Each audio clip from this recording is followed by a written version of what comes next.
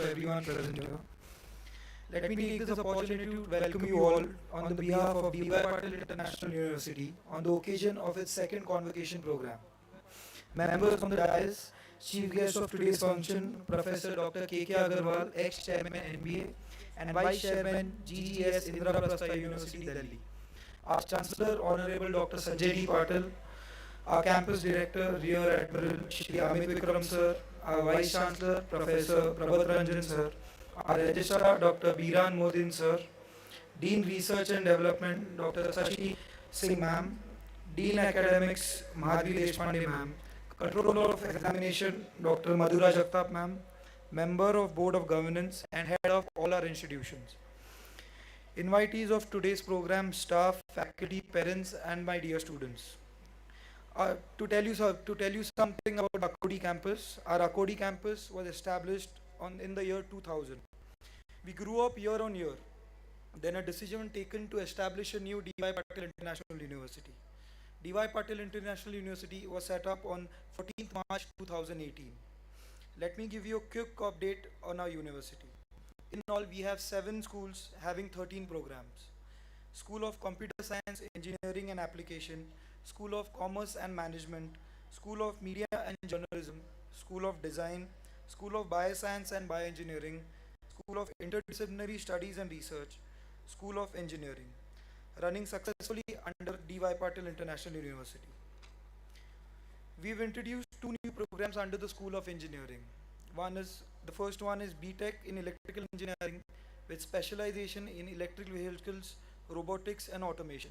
The second one is MTech in Electrical Engineering with specialization in electric vehicles. Knowing the need of the hour and also understanding that electric vehicles are the future, we decided to introduce these programs. It takes me immense pride in telling you all that we have. So currently there are 2,451 students studying in the university, 103 faculty members associated with the university, and 42 staff who are the best support system. We have 703 alumni who are making the best in their careers. Well, let me not take much of your time. As a trustee, I would like to assure you that we as a group will always strive towards the betterment of our students. I ensure you that no stone will be unturned when it comes to benefit our students. I take this opportunity to congratulate all the students who have been conferred with the degree this evening. Thank you. Thank you, sir. May I now invite Honorable Vice Chancellor Professor Prabhat Ranjan to present a brief report on the activities of the university in the previous year.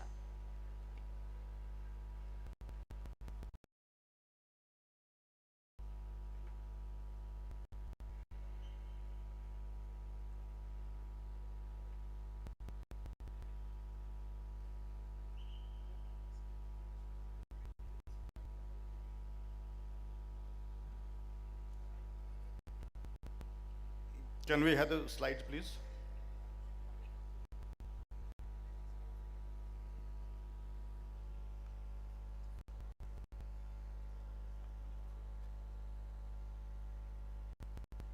Sir, it is coming. Thank you. So good evening to all of you. First of all, I would like to thank our chief guest, Professor K.K. Aggarwal, who on very short notice agreed to be here. And along with her, I would also like to thank Dr. Saroj Madam for accompanying and being here to bless all the students. I would also like to thank our Chancellor Sanjay ji. In spite of some health issues, he's agreed to come to this event. He had difficulty, many types of things, and not good there, so thank you so much. All the other dignitaries on the dais, off the dais, students, parents. It's a momentous occasion for all of us. We, as our trustee Tejas ji mentioned, we started this university about 5 years ago. He's already given a little brief history, so I'll not repeat more of that. So we established on 14th March 2018. In next couple of weeks, we'll be celebrating our 5th Foundation Day. One of our chief guests of earlier Foundation Day, Dr. Pansare is here.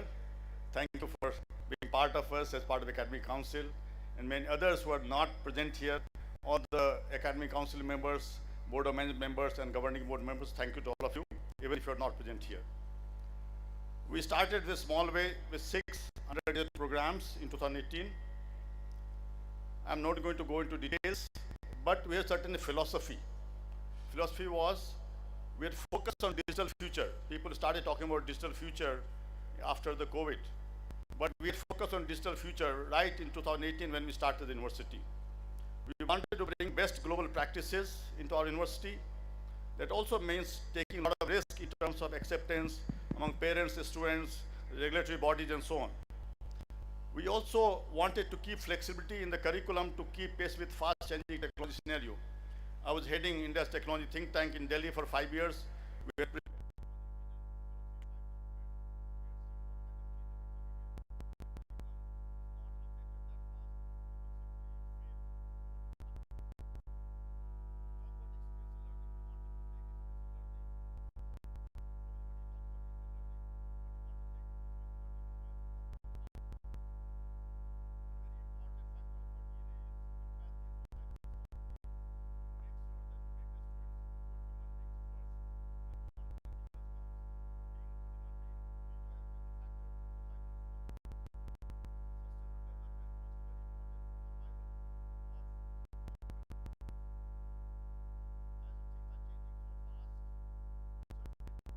very important, and I would call the university research-led university only if the outlay on research is equivalent, balanced, then only should happen. If suppose you have 50 crores income from student fees, roughly similar amount should be spent on research, then only you can call it research-led. Otherwise, everybody calls. So last year, when I was in the same convocation, I had shared a dream that over a few decades, I had talked about a few decades, our university corpus out of wealth created from innovation and alumni fund should exceed the fee collection. This was the vision I had, or dream I had last year I had given. What I'm going to share with you that this may happen this year itself. So what I had thought of few decades may happen right away in this year. We wanted to chart new paths as a new age university. We attempted to chart new paths right from beginning in many ways. We took the risk. I would like to thank our management for making sure that they allowed us to not stop us in going into the unknown territories. After 5 years as a founder vice chancellor, I'm happy to tell you that now I see this university on a stable path and on a growth path. I don't see anything looking behind this. As a child, we were faced with COVID, but we survived through that storm, and we have grown stronger and stronger. COVID helped us as our lectures went into houses and homes, and everybody could see our admissions jumped up. In 2 years, it jumped 6 times. Last year, we had riots of some kind because the admissions were closing so fast. Admission team had very difficult time before we realized admissions were closed. Our current focus right now is to look back and make sure that we focus on quality in all aspects of our university operation. And that's why I'm very thankful that Professor K.K. Aggarwal is here. He's been leader of ensuring quality education across the country. Already, Sri Tejas ji has talked about various schools. I'll just briefly report some of these, repeat. We have a School of Computer Science, Engineering and Application covering BTech Computer Science Engineering, BCA and MCS. Some of these will be getting degrees today. School of Bioscience and Bioengineering, BTech Bioengineering, MSc Medical Biotechnology, School of Commerce and Management with BBA and MBA degree, School of Design with Bachelor's of Design, School of Media and Journalism with Bachelor's of Journalism Mass Communication. As he mentioned, we have a School of Engineering. We formed this last year with 2 programs, as he mentioned. This mainly came out of industrial needs. As the industry changed, transforming so fast, industries to keep up with, they have to come to academia. We talked about academia going to industry, but actually things are changing so fast, the industry is not able to keep up. They have to come to academia because we can learn faster, we can move faster. I'm happy to tell you, with a request from Tata Motors, we worked on this program. We started BTech Electrical Engineering program, as Tejas ji mentioned, with 2 specializations, electric vehicles and robotics and automation. And there was long delays of various kinds. I'll not go into that, but finally last Sunday, on 19th February, we had a crowd here and 115 students took admission. There are still many more to take admission. After that, we start the classes. It's a very big challenge to us because these students are not students in normal sense. They are working employees working in shifts. So we are creating new technology here using interactive video, using artificial intelligence. And this is going to be better than classroom teaching. And I'm sure that the rest of the country is going to follow this in coming years. And we have been trendsetter in many other ways that I don't want to repeat. I've talked about those earlier. But one more interesting thing that happened is that the colleges in the campus, one by one, we started to merge them. The School of Applied Arts and Crafts are getting merged this year. It's a smaller school. We are trying to learn what kind of difficulties we face. Already Pune University has given us no objection certificate for this purpose, so we'll be launching Bachelor of Fine Arts program this year. To focus on interdisciplinary studies and research, we have actually made sure that our all PhD programs are under one school. There's no disciplinary barrier, everything under one discipline. And this is to ensure no barrier should be there. Effort would be to encourage from this year is to encourage more PhD students right after undergraduate degree. We already had that system. UGC has also done the same thing. US this was going on for a long time. So this year we're going to focus on them. Otherwise, normally we would have master students who had a lot of gap. We already have about more than 26 students doing PhD. The School of Skills Development is something important part of this. We are focusing on new age skills. For example, drone technology and so on. We are taking government permission to start training various people into these. As I said that the program that we started in 2022 is for working professionals. This is going to set the trend for the whole country. There are lakhs and lakhs of working professionals who need this kind of training. We're starting with Tata Motors, but Rolls-Royce, Volkswagen, all of them are with us. I'm not going to details of these. Very interesting things have started to happen. There's a change happening globally. India is becoming the center of growth of the whole world. So all the students, young people here, this is the right time to be in India. You can go abroad, come back. The next 3-4 decades belongs to India. This is where the future lies. This is the opportunity that none of us had in this time. I am swamped by requests from foreign countries to sign collaborations of various kinds. In this only, we received a request. Oh, this is for Tata Motors. I just said Tata Motors. These are students who have joined us. We have signed agreements with MOU with multiple universities. For example, more than 50 universities, more than 20 universities in one go in Delhi. With the UK University have signed. And there are many countries in Central Asia region. I have visited personally 3 times in Kazakhstan and Kyrgyzstan, from France, from UK, from US and Australia. They are coming to us. We are not going to them. They are coming to us to sign agreement to move ahead. In terms of infrastructure, we started the university in 2018. We did not have much. We borrowed a space from various existing campus colleges. 2019, we started to construct 120,000 square feet of 2 floors. Due to COVID, everything was delayed. We had partial use of the facility in 2020 and 2021. We had nearly 2 floors ready. Due to inspiration from our Chancellor Sanjay ji, he said that let's go ahead with 2 more floors, but don't ask for money from anybody else. Do it on your own. We are happy to inform him that the floors you are seeing already 2 right in front of you. The civil work is all complete in very fast time with all university money, with no bank loan and no borrowing from anywhere. We are going to complete the 5th floor, one of the floors of 60,000 square feet, and the 6th floor, we may run out of money, so maybe we'll have to wait for a few months' time to complete all of that. But I'm hopeful that we will be able to finish most of it by next session that starts in academic session. So total space right now we have is 2.4 lakh square feet.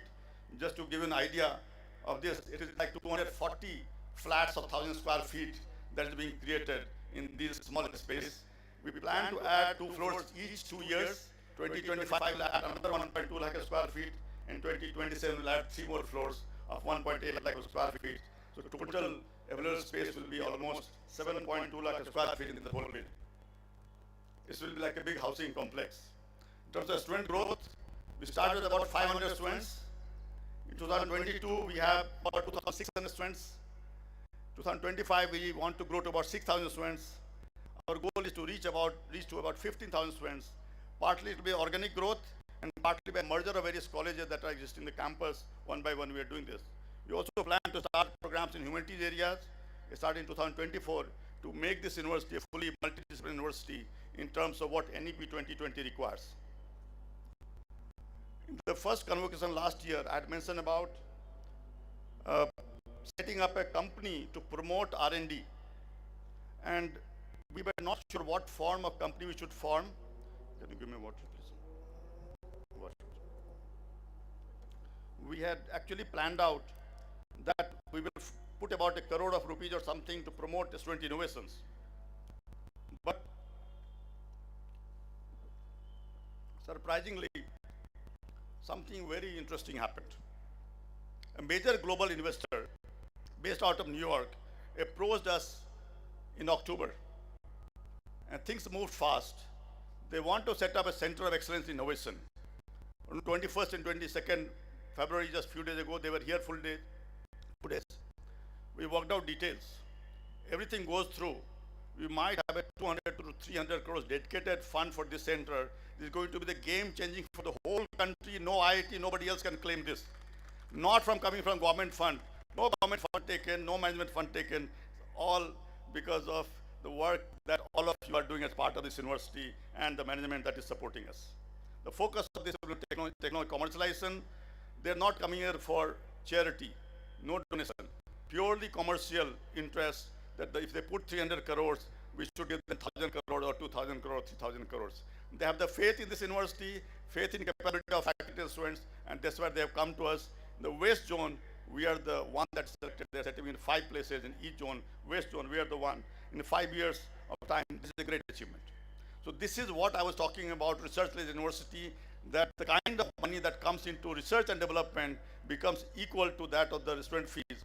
And we are already seeing it happening this year. What my vision was for 3-4 decades is happening now.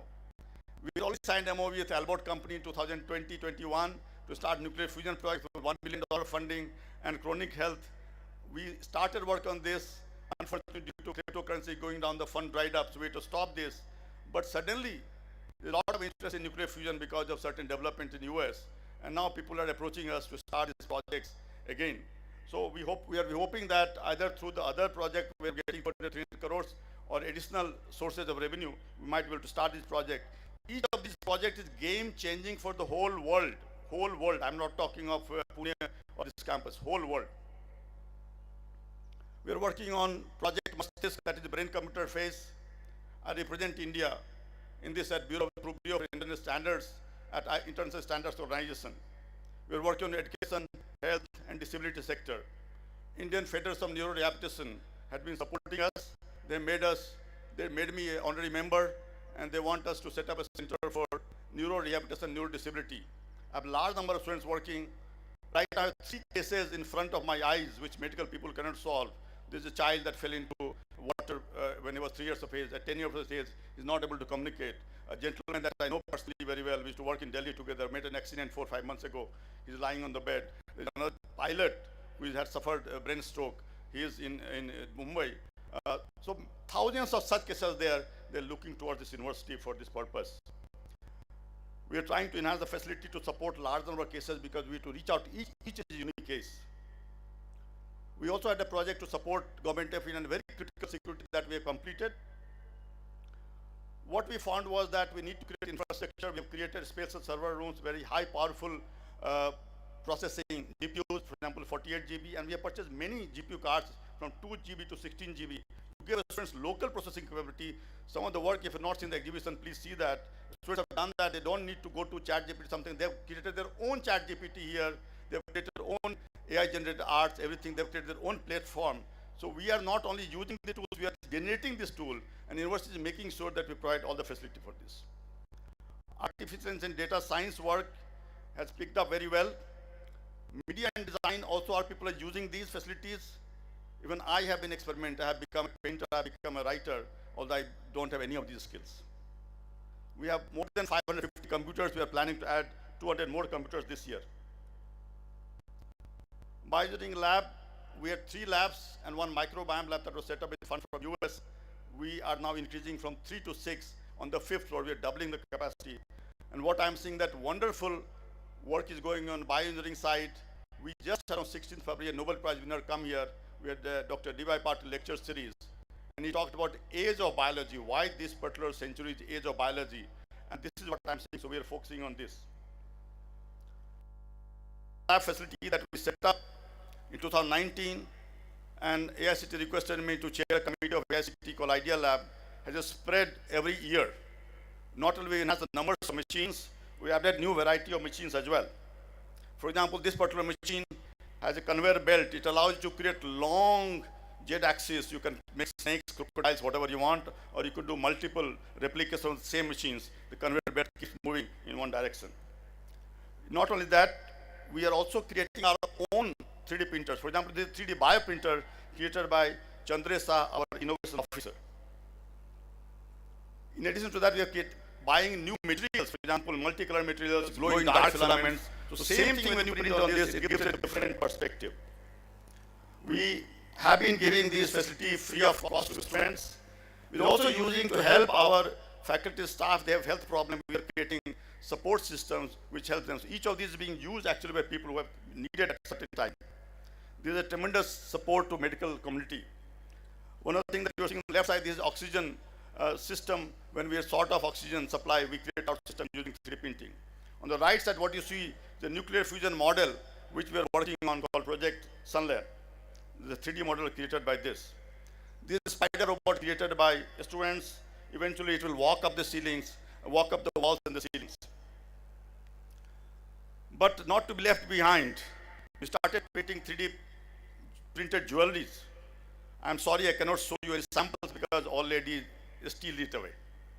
But we are planning to, some of them are smiling here, we are planning to actually train women so they can work from home and become entrepreneur. And I would invite CSR funding for this because this does not require them to go out. They can do it from within their home itself. And this is wonderful actually. We are going to do this as a societal service.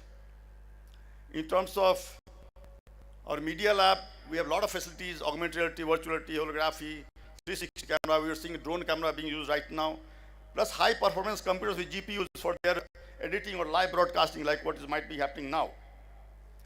And due to this, actually, our students and our studio is ready. They have been creating news bulletins. I hope to show you 1 minute video if the system works.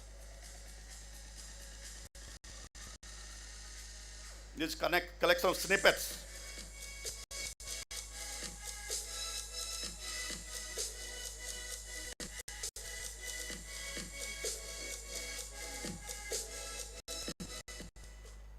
Hello and a very warm welcome to Students' Time, your weekly update on what is happening in the field of education, politics, economics, business, entertainment, science, technology, research and innovation.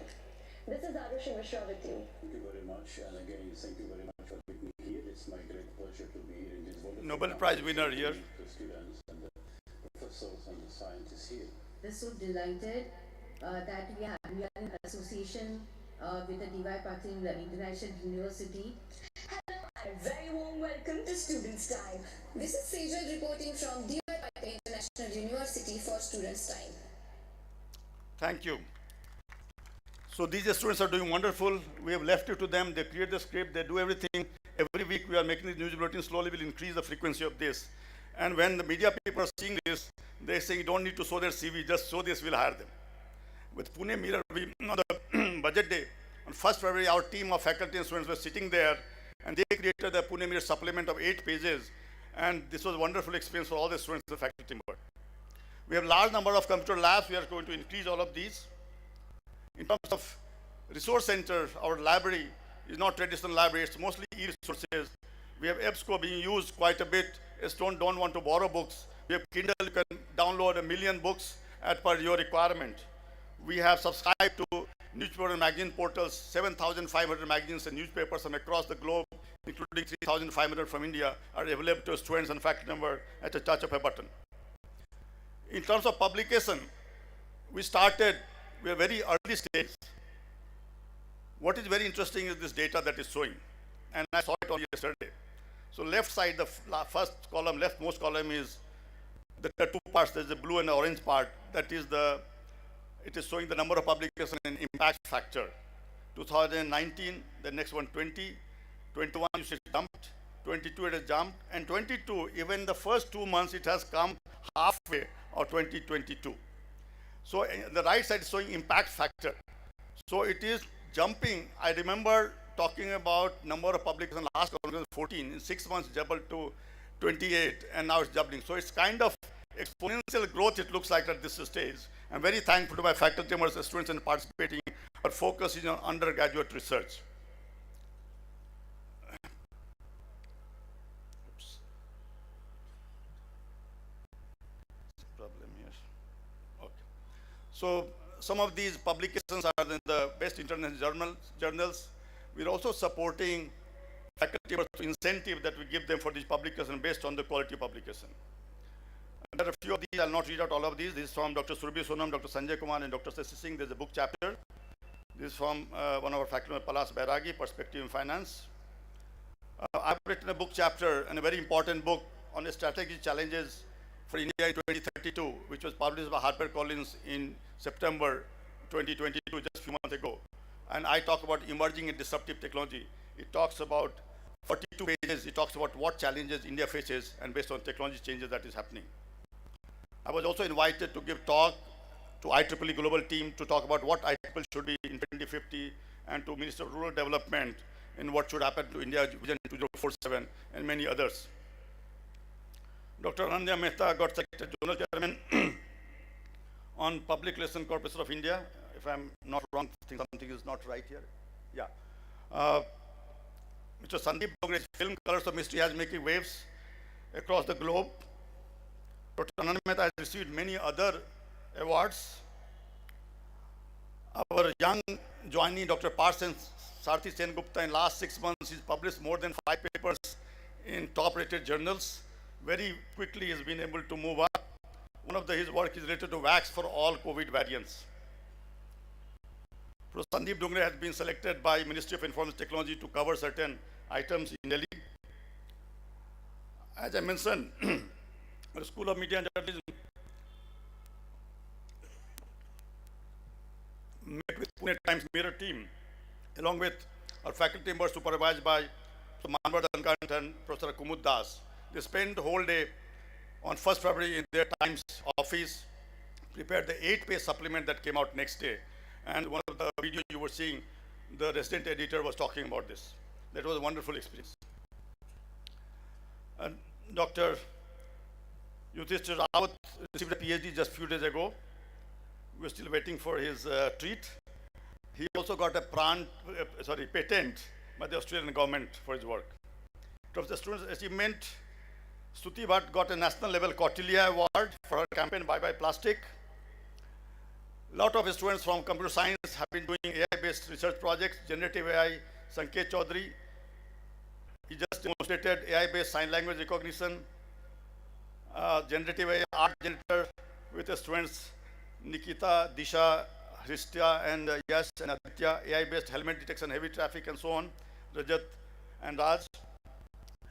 Our academic council member, Dr. Pansare, will be very interested in the students. This is the AI-based sign language detection demonstrated by Dr. Bahubali.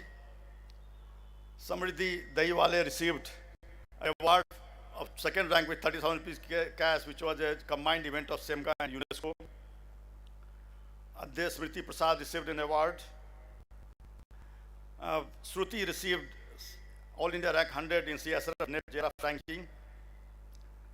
Sumit Bakan and Abhijit Nande, he received first prize in cyber security. And some of them actually not only hacked our systems, but also Government of India systems and told them what is their weakness. And they all sent him appreciation. Just few days ago, my office chamber was filled by senior officers, 5 additional Director General Police, senior IPS officers, and 15 security staff. Everybody thought that they come to arrest me as the most wanted criminal, but they had come to learn from us. They had come to learn from us, and many things they have learned, they are going to implement, and there will be a collaboration that's going to happen. Events and activities, I'll just finish with this. We had at this venue itself, we had Indus Fiesta. Indus Fiesta, wonderful event, happened on 19th, 20th, and 21st January, exactly same event.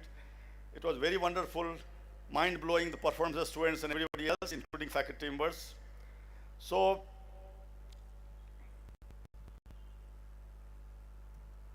let me stop at this. I think this is the last slide. And I would like to thank all of you. But before I go, it is my pleasure to introduce our chief guest, Professor K.K. Aggarwal. I would be very brief so that we would want to listen to him rather than spend time listening to me. Professor Aggarwal was born when India had just become independent in 1948. So he's grown with India.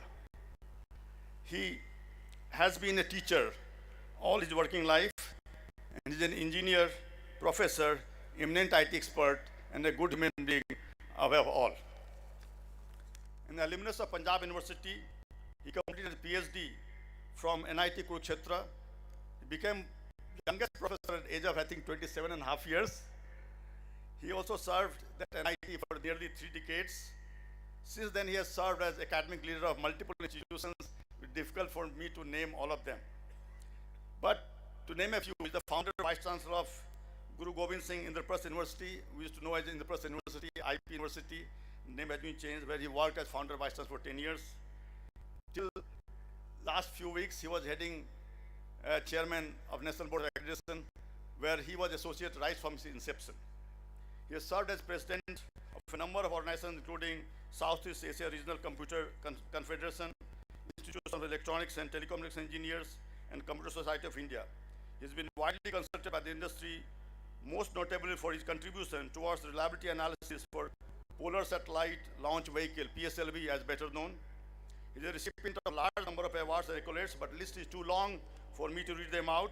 But to name a couple, he was conferred the honorary fellowship by the Broadcast Society of India, as well as Lifetime Achievement Award by IET and Computer Society of India.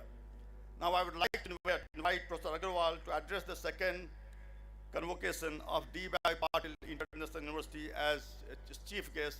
Thank you so much for listening to me.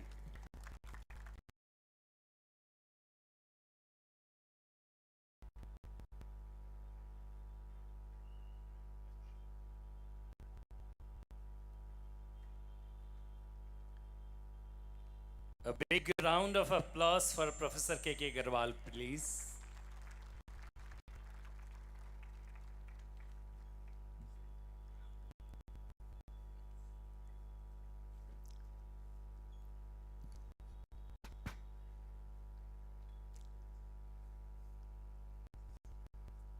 Dr. Sanjay Patil, Chancellor of this university, Mr. Tejas Patil, Trustee of the university, my dear friend Professor Prabhat Ranjan, Vice Chancellor of this university, Admiral Vikram, the Campus Director, Deans of the universities, members of the board, members of the Academic Council, heads of departments, faculty members, and above all, dear graduates. The day belongs to you, therefore, primarily I will be addressing to the graduates for whom this convocation is primarily meant. Friends, you are fortunate to have graduated from a university which has made you capable to face the world. This is probably the best time to graduate in India. The world had never witnessed that kind of rate of change which is happening now. Go over the entire history of civilization, we never saw that rate of change which is there now. Now this could be a blessing, this could be a challenge. And if you are ready to face the challenge, I don't think there was a better time to graduate and go to the professional world than this. You think of anything, you dream of a problem which appears insolvable to you, and I can almost guarantee you will be able to solve it. That is the time of technology today, which enables you to solve problems which were hitherto considered insolvable. To remind you, I'll connect you to a bit of past, although I must first compliment Dr. Prabhat Ranjan, the Chancellor, Dr. Patil, and all the faculty members for such an excellent growth of the university in 5 years. Friends, 5 years is no time span for the life of any university. As a matter of fact, we start looking at the universities after they are 10 years or so. Because in 5 years, you can't do much.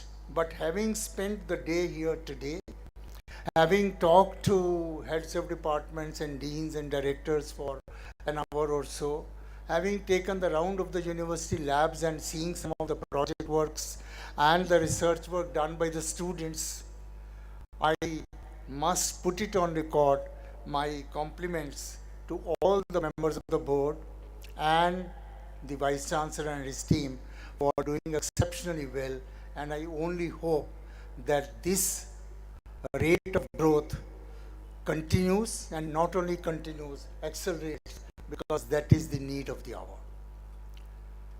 Friends, this reminds me of my own university which I established in Delhi, and when I got my first 5-year term, Delhi government did not want me to start any courses on the campus. They said the university should only concentrate on affiliated colleges. I put my foot down. I said I am a professor, and unless I have students on the campus, I will not be able to survive. Chief Secretary put his foot down that once there are students on the campus, the universities become white elephants, and wherefrom we will be bring money every year. I said, sir, you are appointed me for 5 years. I assure you that any subsequent Vice Chancellor of this university will not take a single rupee from Indian government, from Delhi government. That is the model I will make.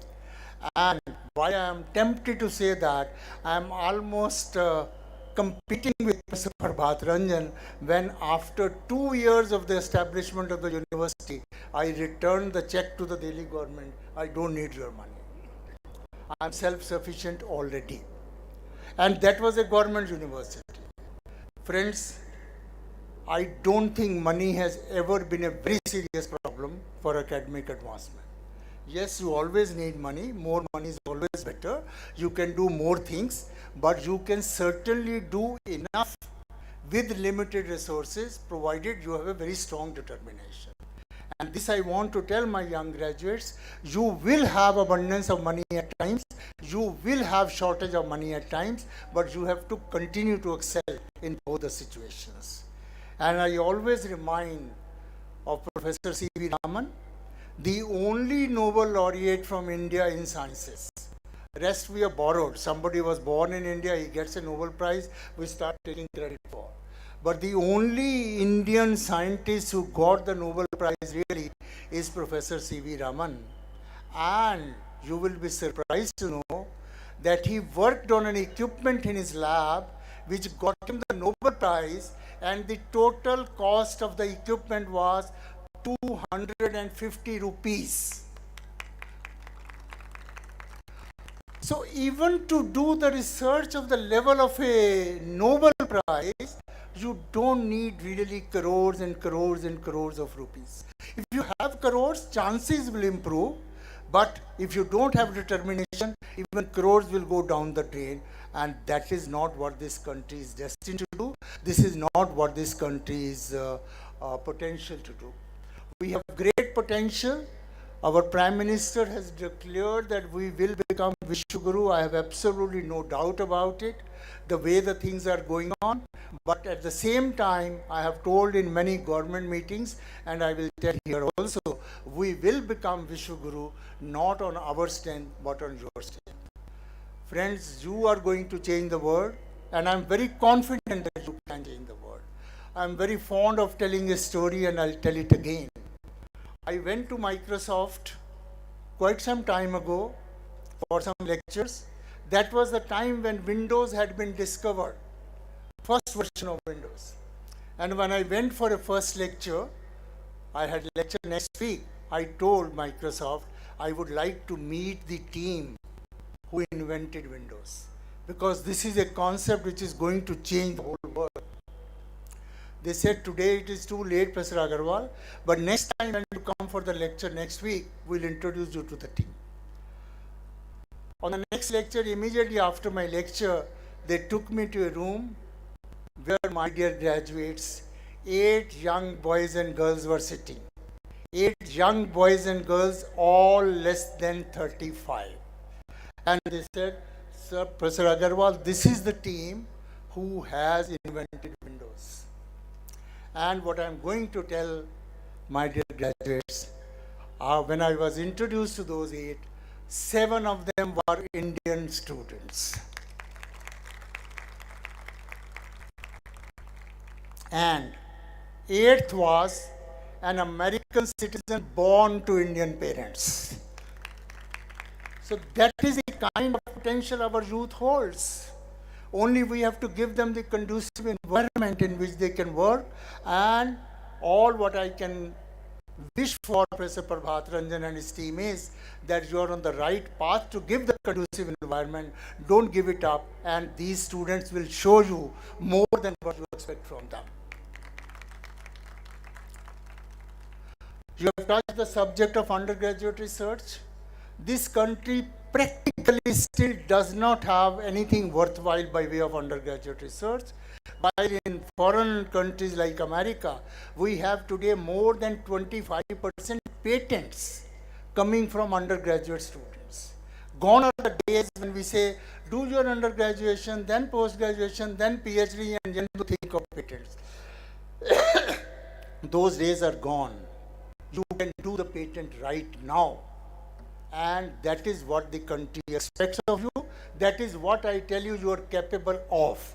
Only thing is, you have to make yourself believe that you are capable of, and you will show us that, sir, you told us we are capable of. Here I am showing to you I am capable of, and you can. So friends, do not give up on anything which you think. Do not shy away from thinking of problems. Think what this country needs all the time.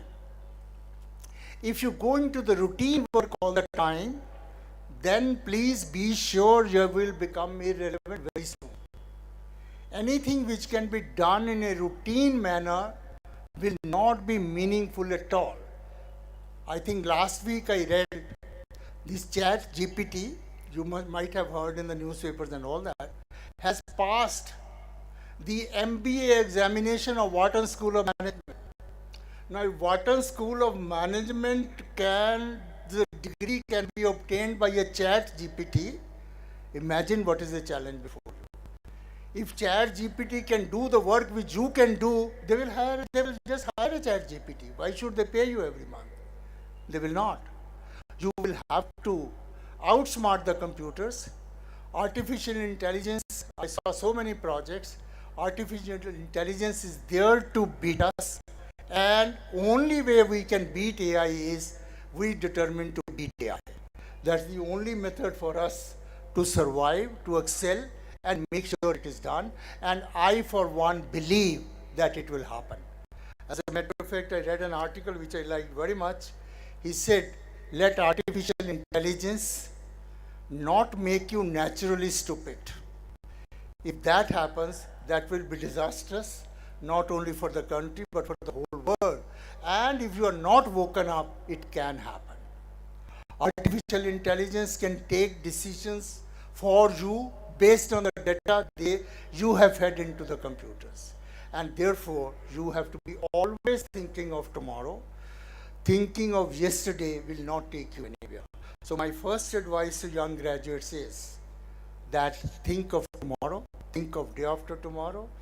Don't wait for the change to happen in America, in Europe, and then we will think to follow that change. If you do that, you will be nowhere. You have to think of the change before it happens. As a matter of fact, next order of success will happen to those who can anticipate the change, who can become the change themselves, who can dictate to the world, well, I am an astrologer and I am saying you this is going to happen and I am already working on this. Then only you will succeed, and that's what's going to happen. Second thing which I would like to advise is, you have always to be specific to the problems of this country. These technological tools can solve all the problems. They can take us towards America all the time, but is that the desired thing for us? Ethics is one thing which this country has always believed in. Our value system is our strength. As a matter of fact, every country in the world has risen because of some USP which they made to themselves. America led the world because they made the best roads in the world. Denmark led the world because they were so much sufficient in milk products for the whole world. UAE became very ahead of the world because they could control the oil.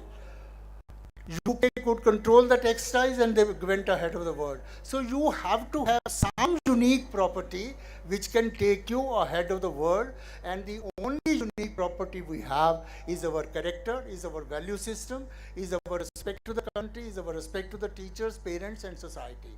And my advice to the young graduates is, do not only give it up, develop it consciously, they will help you. And I'll elaborate what I'm saying with the help of a story again. A senior industrialist wanted to hand over the reins of the industry to a young manager. He said, time has come for me to retire. I'll hand over the industry to a young manager, but I have to test who is the best to run my industry. So what was the test? He called 10, 12 potential candidates. He said, well, I'm giving all of you a couple of seeds. You take them home, put them in a pot and grow into a plant. Next year, you come with the plant. Whosoever has grown the highest plant, I think I would feel is the best manager to run my company. Well, people were very happy. They went home, grew the seeds. Seeds refused to grow. Then somebody said, water them more. They put more water. The things were further damaged, so on and so forth. Somebody's wife started abusing him. You don't even know how to grow a seed. You are missing the chance of becoming the owner of an industry. Go in the market, replace the seed and grow the plant. So various kinds of tricks were done. Only one person said, I'll not do anything wrong. He went to the meeting next year. Everybody showed his plant. When his turn came, he said, sir, I tried my best, but I could not grow the plant. And he was appointed the manager in place of the owner for the industry. And he said, my dear budding managers, I had all given you burnt seeds to see who speaks the truth, who works with value system, who does not manipulate the things, and who cares for the truth. And today I've been able to administer that test, and this person who has not been able to grow the seeds at all is the rightful right to the man to manage my industry. Friends, our value system is very great. You have to own it up. Third thing which I thought I'll tell you is, Professor Prabhat Ranjan talked about innovation. Well, friends, you will not be able to live without innovation. Innovation is not a luxury now. Innovation and creativity is not a desirable requirement now. It's a food for your body. It's a food for your mind. Unless you are creative and innovative, you will not be able to survive. You will have to be innovative. And one very great thing about innovation is you can become innovative even if you do not have very good CGPA. You can become innovative even if you do not have very high degrees. Anybody can become innovative. And therefore, don't worry about your marks after you have gone into the field. Whatever you got is good enough. But be innovative. I'll tell you, you have all read the story of the thirsty crow. Probably one of the most unimpressive bird in the world. And how he could drink water when his beak could not reach the water. Had this problem been given to an engineer, he would say, well, I'll put a pump at the bottom of the jar and pump the water up, and then the crow will be able to drink it. Fair enough. But the crow would have died of thirst by then. If the problem would have been given to a doctor, he would say, I'll perform a surgical operation on the crow, make a beak longer by artificial muscles, and then he will be able to drink the water. By then again, the crow would have died. The crow thought what he should have thought. It did not require any engineering, it did not require any medicine, it did not require any management degree, but he knew what he has to do to quench his thirst. So my dear graduates, your thrust is to take this country to where it belongs to. And to quench that thirst, you have to do whatever it takes to do, and you all know what is to be done. Only thing is, it is hidden somewhere in the subconscious mind, and you are afraid. I'm not sure whether it will work or not. One of the difficulties of our education system all over is that the students don't ask questions. We believe I as teacher or we as teachers have only right to ask questions. Students have only the duty to answer. That's our education system. And that system has damaged us like anything. I read an article by a psychologist who said a 4-year-old child, on the average, asks 73 questions per day. Now, all of those questions may be trivial. He will say, Mom, why don't you allow me to touch the fire? Why do you want me to wear the clothes even if it's cold? Why don't you allow me to go to the stairs? The questions may be trivial, but 73 questions per day. That's a research study. And I am pretty sure we do not allow a student to ask 73 questions throughout his schooling and college education. Now that's our issue. We have to come out of it. You are already graduated, you are going to the field, but make sure that you are always inquisitive. Never be afraid to ask questions from your seniors, from your peers, from your juniors, and allow them also to ask the question.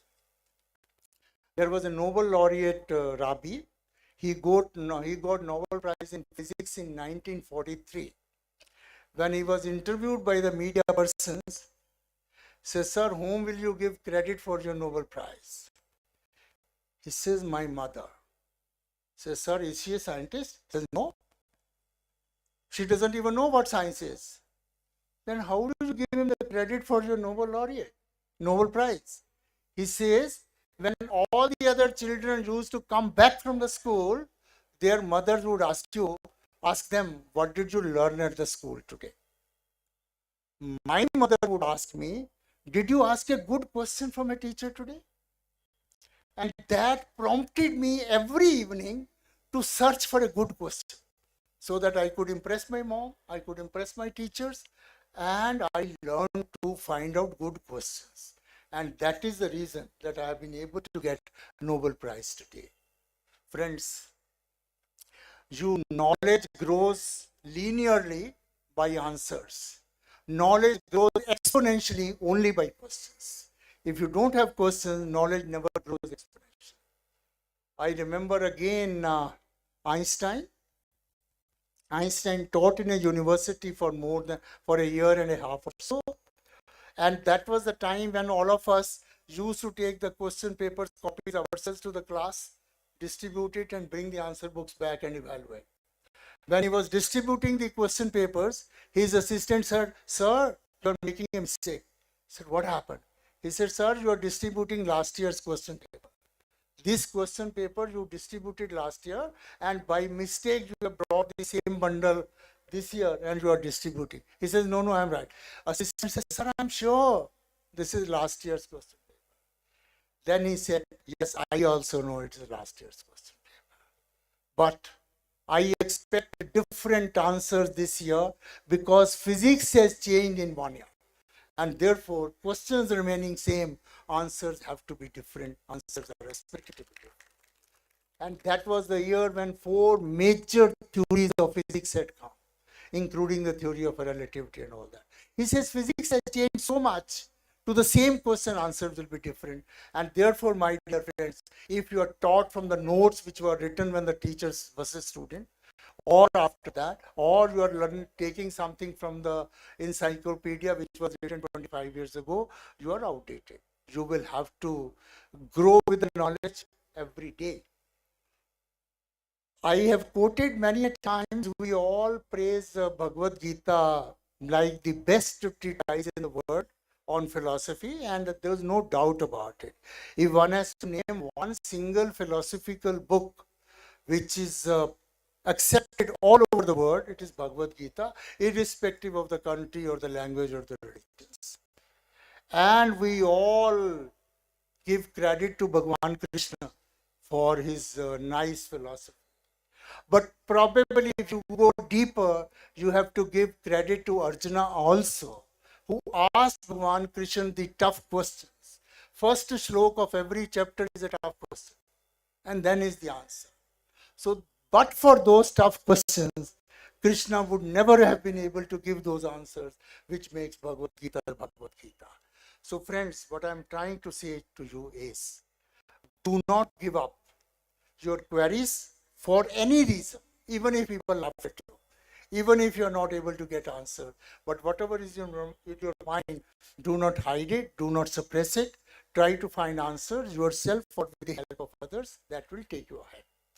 And last point, I think within the time allotted to me, I would make is, do not believe that you have studied a subject and that is your end of education. There has never been a great person who has moved the world with the knowledge of a single subject. Let me name a few. Sir Jagdish Chandra Bose. He says plants have life. That is probably one of the most fundamental theorems of life science, which he gave. And he also gave us the concept of wireless communication, which is the most fundamental of physics. I cannot find today anyone, because we conduct interviews almost every day, anybody who is a graduate in physics, he refuses to talk about biology, even the first lesson. And anybody who is PhD in biology refuses to answer about physics. He says, sir, this is not my subject. But Sir Jagdish Chandra Bose could do fundamental research in both the subjects. So my dear students, if you want to change the world, just forget about your unitrack mind. Just think, can you use other subjects? If you not you, can you talk to your friend who has graduated in another subject and say, can we two jointly do something together? And that will be the game of success which you'll have to play. I'll give you several examples. Madam Curie, the only scientist in the world who got 2 Nobel Prizes in 2 science subjects, physics and chemistry. Today you talk to any physics teacher, even the chemical reaction, he says, mujhe to physics aati hai. And vice versa to chemistry. But getting Nobel laureate prize in physics as well as in chemistry, Madam Curie. Newton, if some of you are there, he works in optics, he works in mechanics, he works in gravity. I mean, talking of the present day, Elon Musk, if you must have read, someday he talks of PayPal as a business system, sometimes he talks of clearing the space, sometimes he thinks of the computers which can read your emotions. I mean, is he a person or something imaginary? It's only because these people make themselves multidisciplinary and believe in that concept. So friends, unless you believe in multidisciplinarity, unless you try to make sure either I acquire the knowledge of several subjects or I make teams with several subjects, we cannot change the world. This country particularly had very strong partitions between medicine and engineering. I remember whenever anybody's child, your parents also must have faced it. Whenever anybody's child comes to class 11th, entire mohalla asks your mother or father, is he in medical or engineering? Is he PCM or PCB? This is everybody's curiosity in this country, as if these are the only 2 ways to live the life. And today, I heard Dr. Guleria that day, who was director of AIMS, he says, without technology, we cannot take care of innovations in health. I heard Dr. Shetty those days, who's the best cardiologist with Narayana Hospitals. He says the only way to tackle the health problems in this country is technology innovations. And rural health is impossible. You keep on crying, doctors should go to the villages. Why should they go? But technology is the only solution for these things. So whatever we were feeling as very strong barriers have become very strong cementing points, and we will have to go ahead and do that more and more. Game of innovation is game of risk taking. You will fail at times. Don't worry about it. I have given an example of a company called 3M. It's probably the best known company in the innovation. One of the very earliest stories of this company is a chemical engineer was given the problem of designing an adhesive which could join two pieces, and very strong adhesive. One day he found an adhesive, he put a piece of plywood, put the adhesive, put the plywood, and thought he has done the job. Next morning he came and he saw the two pieces fell apart like this. He was very frustrated. 3 years I worked on this project. And this is what is the result. He went to his boss with his resignation. He said, I have failed you. I have spoiled so much money of the company and I have not been successful. Therefore, it's my duty to submit my papers. He said, what happened? He says, sir, this is what has happened. He says, don't worry. Your resignation is not accepted. That's what companies have also to learn. Your resignation is not accepted. He says, then, he says two things. One is you keep on working on the problem and find out what this is. And second is, once you have designed a weak adhesive, find out, can you use this weak adhesive? And this boy found out that he can make that stick on labels using that weak adhesive which all of us use. That same pink, green, yellow, small stickers which we put and remove. It's the property of the weak adhesive. Had that adhesive been strong, it would have been a failure. Because the adhesive is weak, it can be used as a stick on label. And that company 3M in the history has made more profit out of this failed research than from any other product. So friends, what is success? What is failure is very relative. Believe in yourself and you are a success. And nature has designed you that way. I always say lion, which is the king of jungle, and everybody accepts he's the king of jungle. Nobody questions, there has never been a vote on this. He is accepted as king of the jungle. And statistics tell us he succeeds only less than 20% times in his shikar. He fails in 80% of the times, but he is still king of the jungle because nature knows that failure 80% of the times is acceptable. Still you can be king. It is only in our examination system that you do one question wrong and then you're denied JEE, you're denied IAS because you put one gola wrong. Now that is our training which has gone bad, and we have to learn. Well, I'll keep on not intentionally making mistakes, but if I make mistakes, I learn from this and keep on doing it, keep on going ahead and make sure that I will change the world. And being a part of this convocation, for which I will thank Dr. Prabhat Ranjan and the Chancellor Dr. Sanjay Patil for giving me an opportunity to be part of this nice evening by the young graduates, that I have been able to interact with you. And finally, when I read the program, Dr. Sanjay Patil will give you some exhortation at the end for you to follow. With his permission, I will like to give you a few sentences to you for you to follow. I wish you to understand that discomfort is the price of legendary. If you want to be a legend, you have to learn to be discomfortable.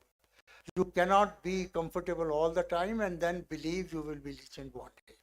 Number two, I wish you to understand that life is short. So today is the time to do big things. don't think I have enough time to do it. Number three, I wish you to understand that success is measured neither by what we take nor by what we get, but just what we give and who we become. Number four, I wish you to understand that your I can is exponentially more important than your IQ. You can defeat your IQ, but you cannot defeat your I can. Number five, I wish you to understand that leadership is less about a title and size of your position and is much more about your mindset. I wish you to have much less ego and much more humility, less being busy, more productivity, less entertainment, more education, less selfies, more selflessness. I wish you to help create a world of victors versus deniers. I wish you to make a world of encouragers versus victims, dreamers versus destroyers, because how high you fly is derived from how big you think, and how iconic you become is caused by how deeply you love. And lastly, I wish you to remember that every joint leap for mankind resulting from a technological advance requires a commensurate step in the opposite direction, a counterweight to ground us in humanity. So if you want to do great things, learn to be living with humility. I wish you a great success in life at personal front as well as professional levels.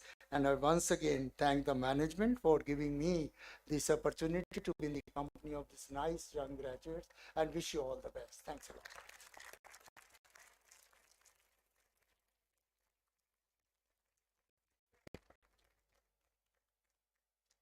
Thank you, sir, for sharing with us your insightful thoughts and vision. We are very fortunate to hear you today. I now request Professor Madhvi Deshpande, Director, School of Commerce and Management, to channel the conferment process. Graduating students receiving degrees from MBA, Digital Business, BBA, and BCom are requested to rise.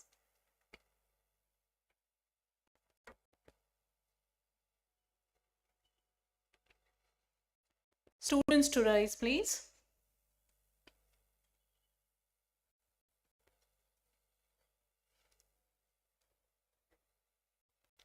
Only MBA, BBA, and BCom students to rise, please.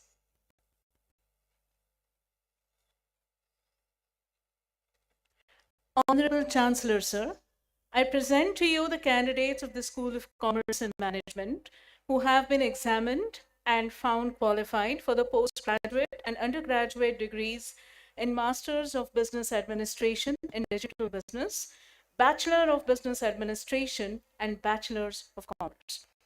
Pursuant to the decision of Governing Board to accept a recommendation made by the Academic Council and the Board of Management to confer degrees, I pray that these candidates may be admitted to the degrees.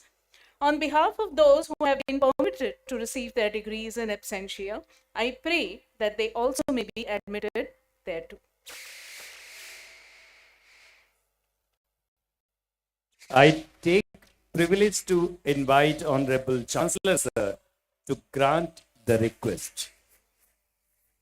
In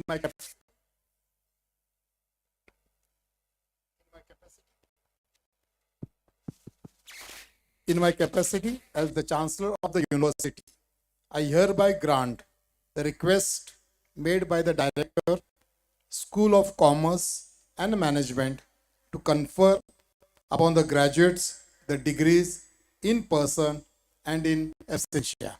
Students may be seated. I now invite Director, School of Media and Journalism, Professor Madhvi Deshpande, to channel the conferment process. I request the graduating students of BA.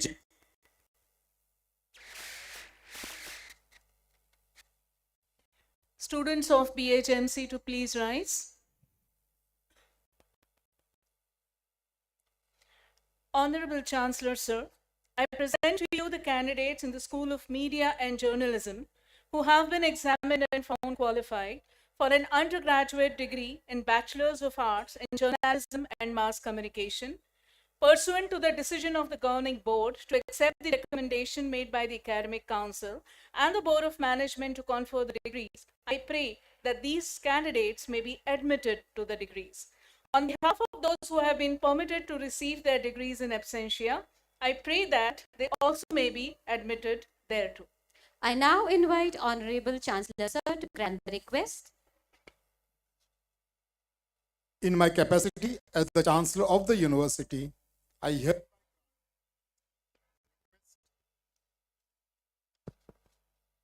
hereby grant the request made by the Director, School of Media and Journalism, to confer upon the graduates the degrees in person and in absentia.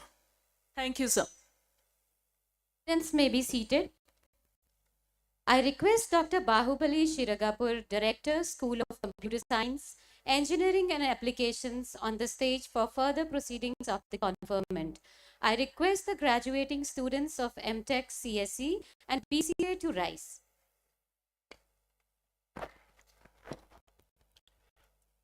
Honorable Chancellor Sir, I present to the candidates in the School of Computer Science, Engineering and Applications who have been examined and found qualified for the postgraduate and undergraduate degree in the Master of Technology and Computer Science and Engineering and the Bachelor of Computer Applications, pursuant to the decision of Governing Board to accept the recommendation made by the Academic Council and Board of Management to confer the degrees.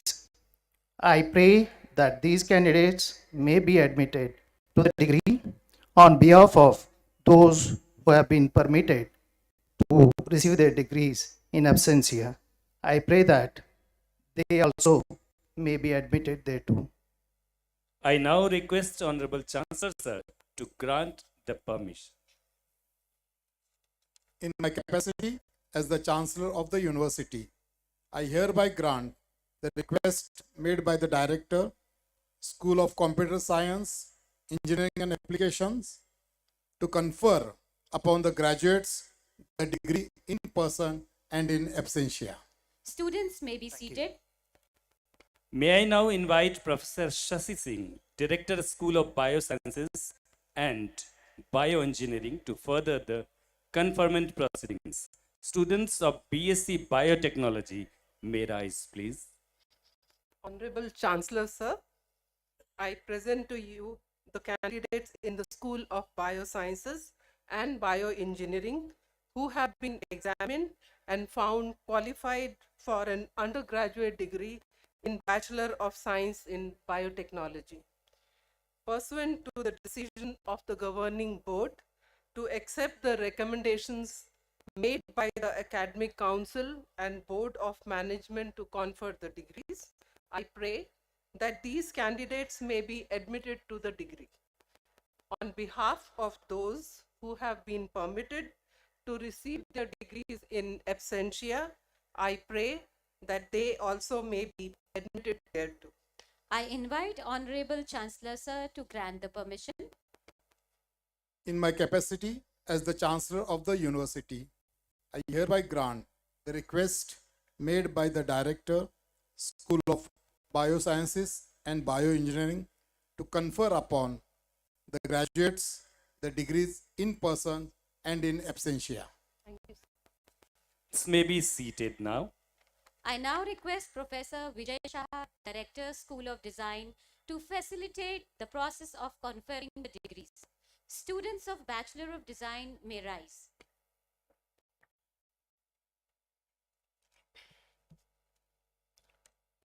Honorable Chancellor Sir, I present you to the candidates in School of Design who have been examined and found qualified for the undergraduate degree in Bachelor of Design, pursuant to the decision of the board to accept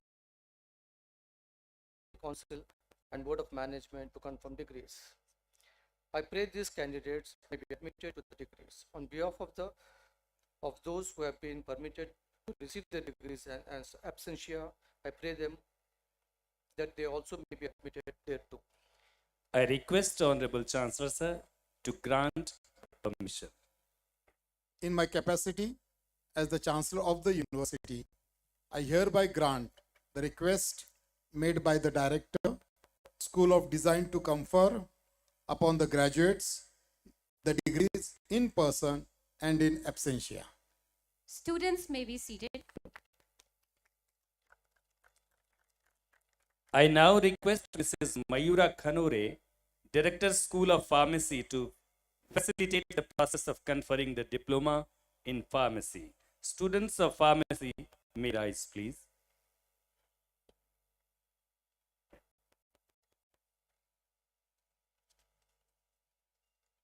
Honorable Chancellor, sir, I present to you the candidates in School of Pharmacy who have been examined and found qualified for an undergraduate degree in Diploma in Pharmacy.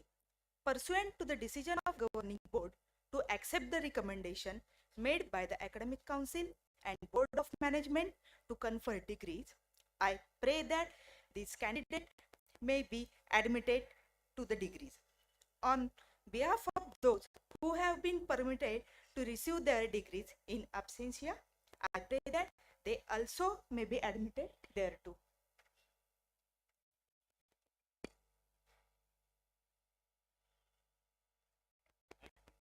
Invite Honorable Chancellor, sir, to grant the permission. In my capacity as the Chancellor of the University, I hereby grant the request made by the Director, School of Pharmacy, to confer upon the graduates the degrees in person and in absentia. Thank you, sir. Students may be seated now. I now request Dr. Madhura Jagtap, Controller of Examination, to begin the process of conferment of degrees. I also request Honorable Chief Guest Professor K.K. Aggarwal, Honorable Chancellor Dr. Sanjay D. Patil, Honorable Vice Chancellor Professor Prabhat Ranjan, and Honorable Trustee Shri Tejas S. Patil to do the honors of handing out the degrees. I also request Campus Director Rear Admiral Amit Vikram to kindly join. I invite Ms. Pragati Pallavi to call out the names of the degree. Thank you, Dr. Kirti. Greetings to one and all present here. The first name which I'm calling is Shubham Thakur, MBA Digital Business.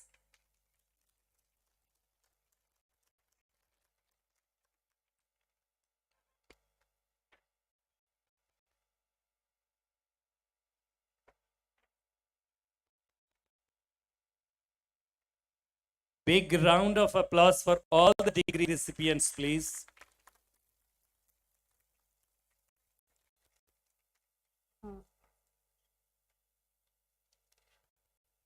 Second, Bhaiya Shivaji, MBA Digital Business.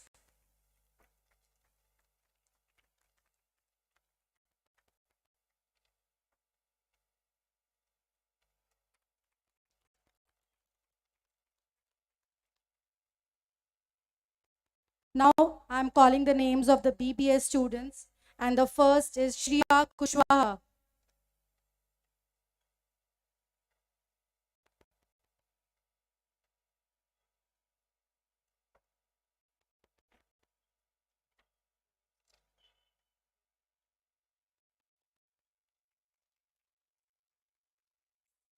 Second, we have Ruthwood Swami.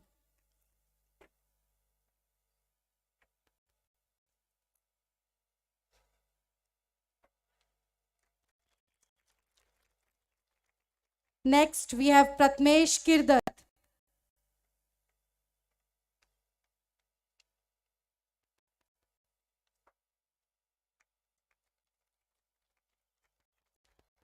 Next, we have Divyanshu Dinesh Pandey.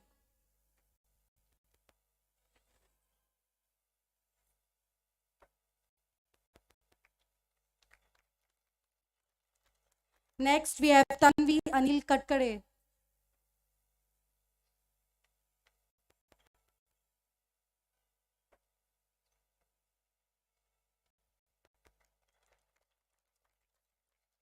Next, we have Rutvuk Tandavate.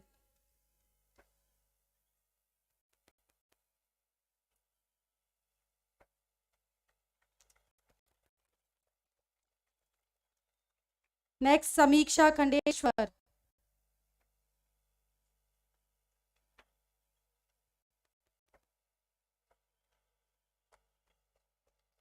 Next, Mitrvardhan R. Kale.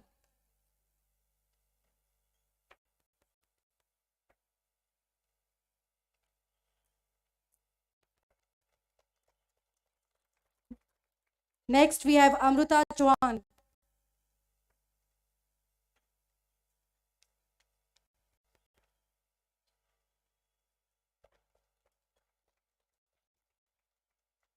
Next, Ruhinaz Khan.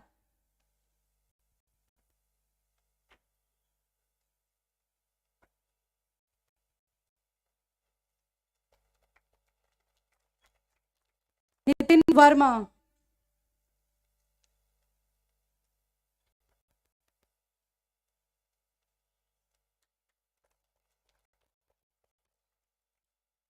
Kshitij Arvind Gujarati.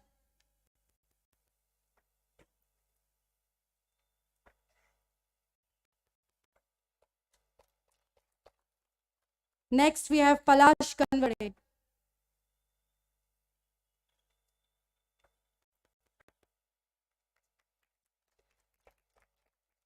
Next, Santosh Deshmane.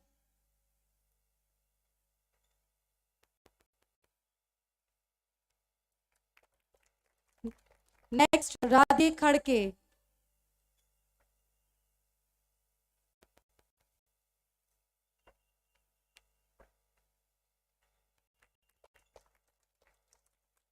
Next, we have Ketan Vittal Massal.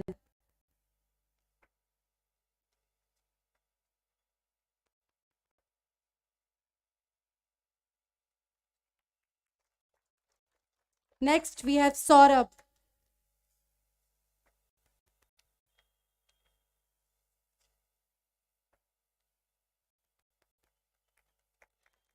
Next is Sejal Patil.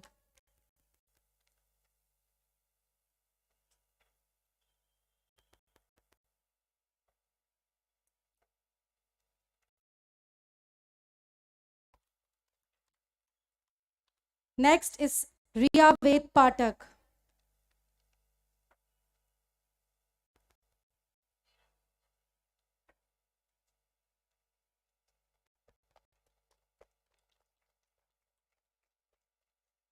Next is Rutuja Ramkrishna Patil.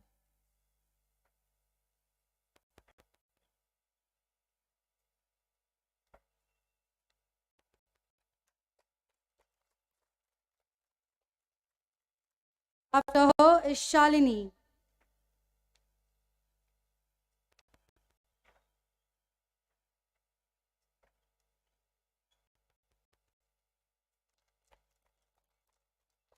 After her, Sanjot Sawant-Vadkar.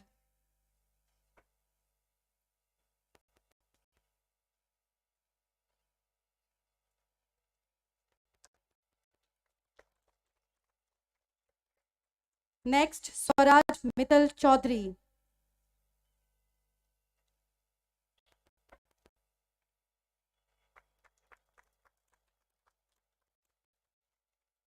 Next, Shantanu Rajendra Mahajan.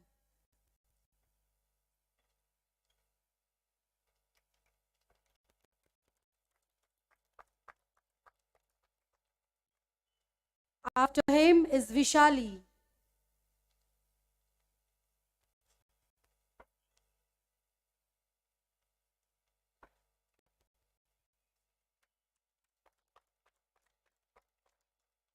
Next is Kirti Bibhasri.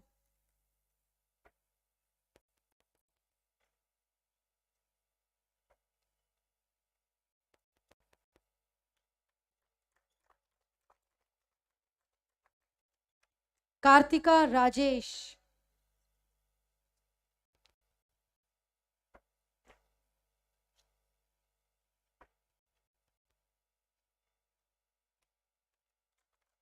After her, Anushka Lembe.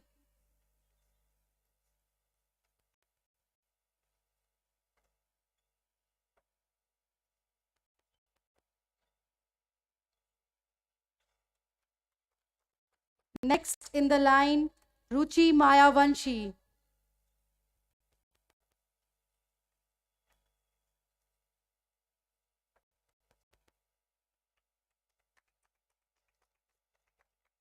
After him in the line, Sadia Sheikh.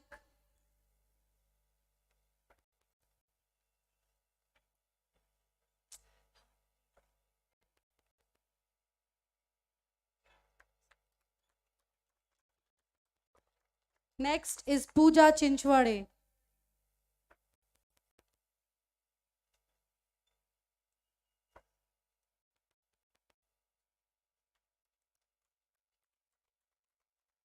Next, we have Jairaj Gaikwad.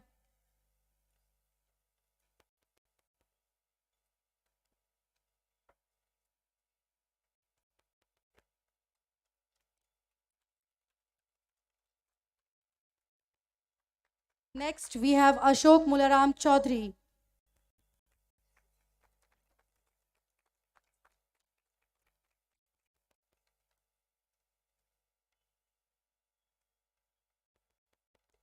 Next, we have Kunal Sunil Joshi.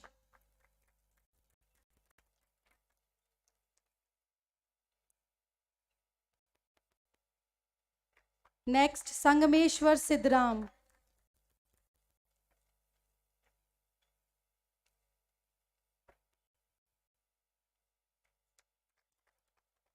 Next, we have Sunil Krishna.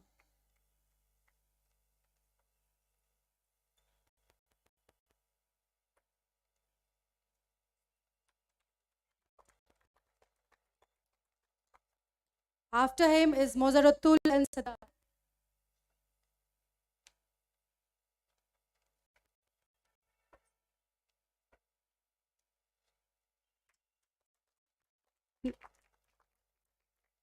Next, we have Gauranshi Chopra.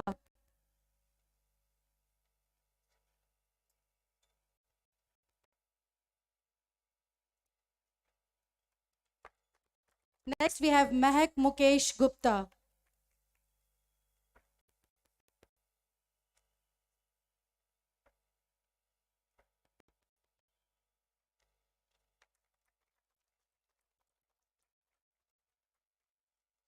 Next, we have Abhishek Vittal.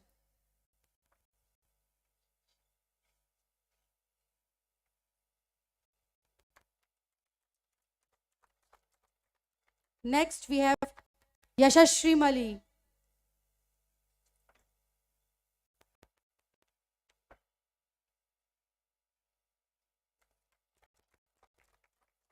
Last in the BBA is Ragini Sharma.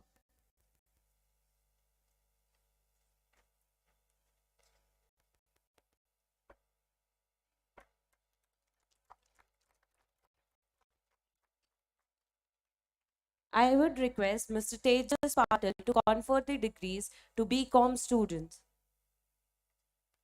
I would call upon BCom graduates now. Akshada Sutar.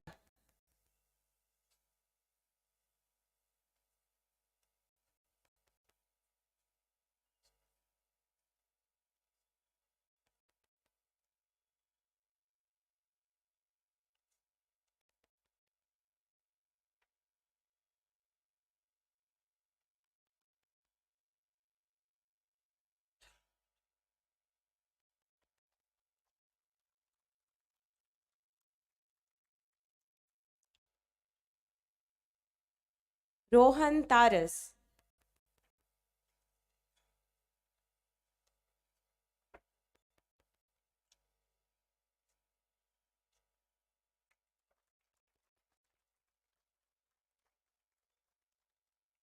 Prasad Hiraman Bhonwe.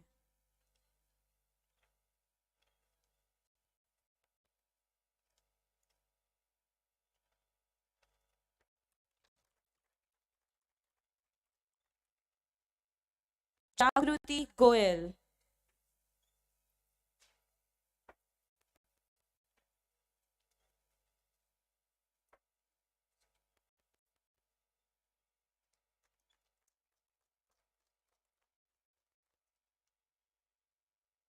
Shilpi Deshpande.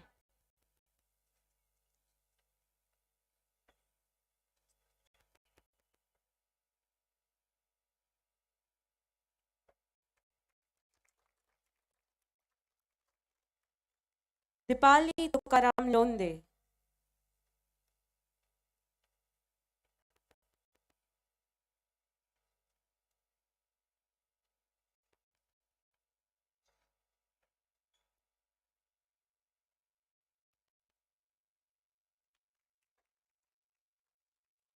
Molly Mankar.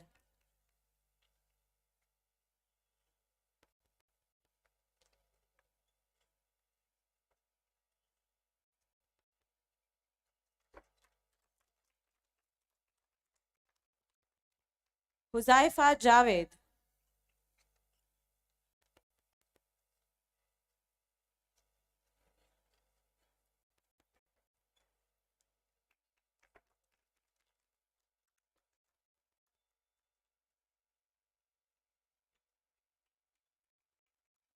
Preeti Sharma.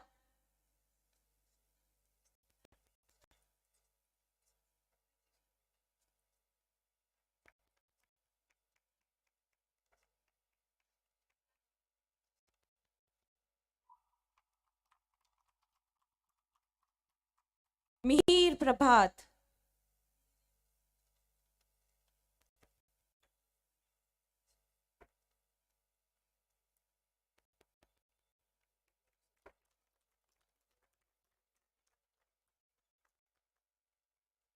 Shikhar Sinha.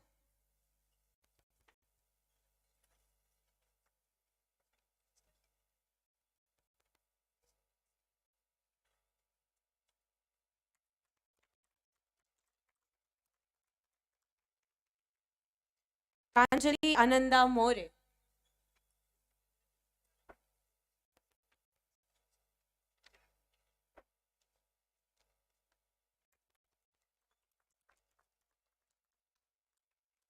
Yash Mittal.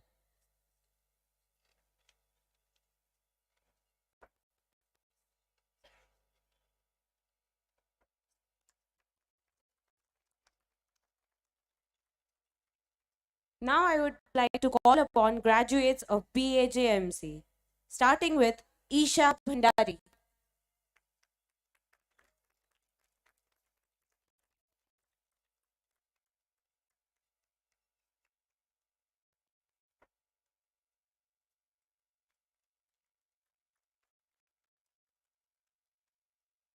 Shivesh Mishra.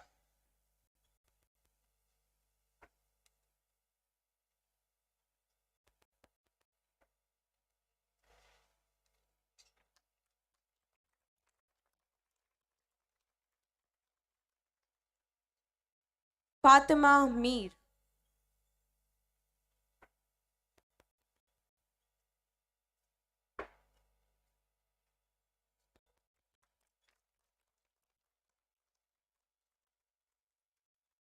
Ria Chatterjee.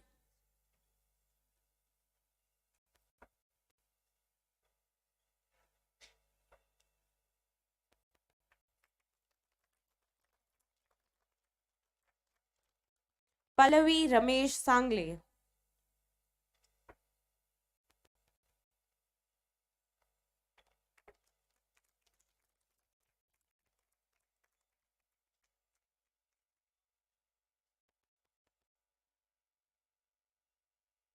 Sonia Pandey.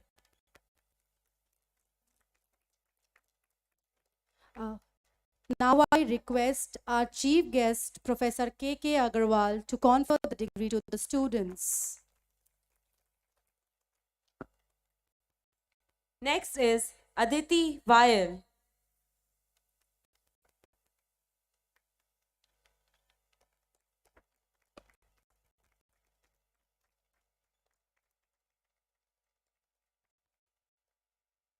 Vaishnavi Chakravarti.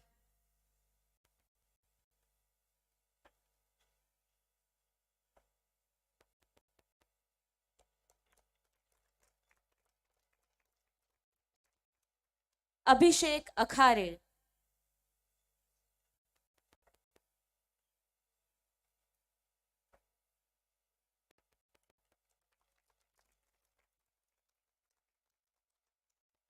Neha Tiwari.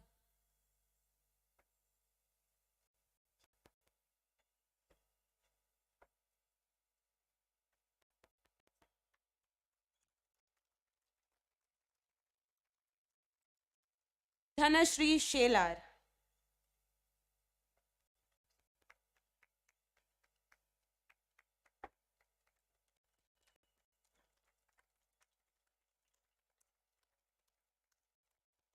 Vanshika Soni.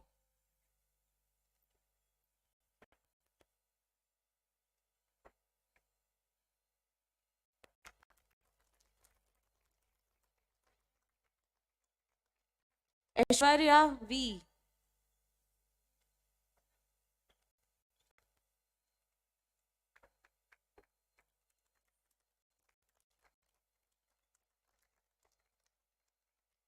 Ankita Badya.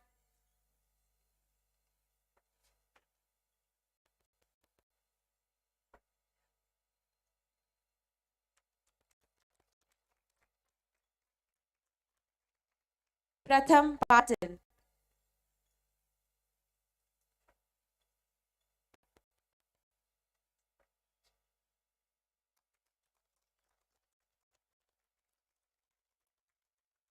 Sanjana Sankoli.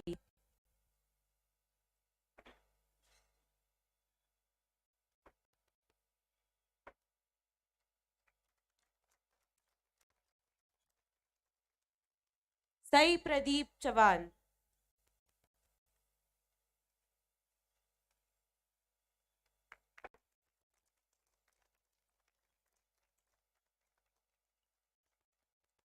Sanskriti Sandeep Patil.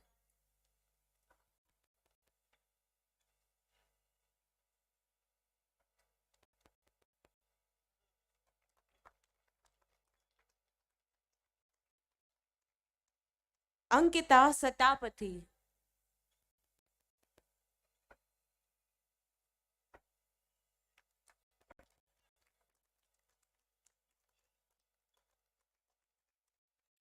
Vikas Mane.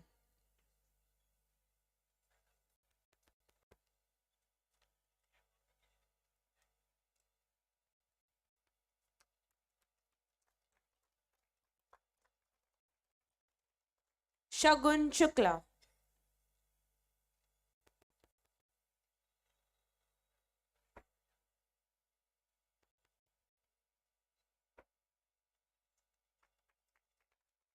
Now we have in the row MTech students. Zalak Thakkar, MTech.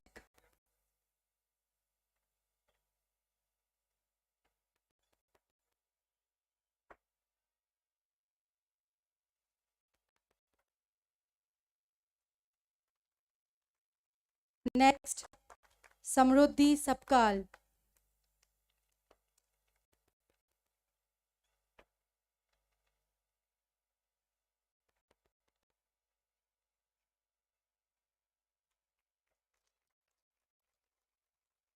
Now I will call upon the names of the BCA students. First is Ayush Pinge, BCA.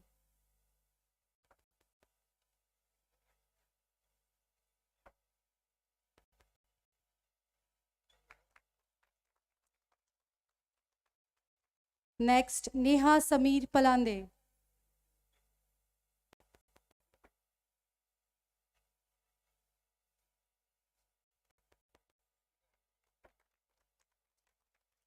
Next, Divya Om Prakash.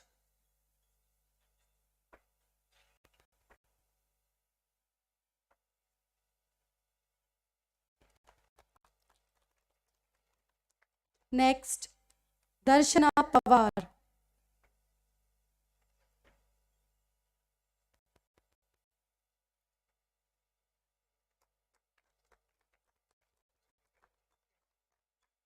After her, Aniket Godse.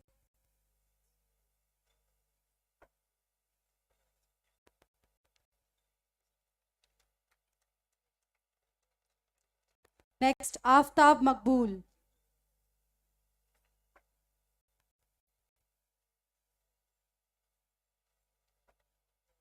Jayesh Jitendra Patil.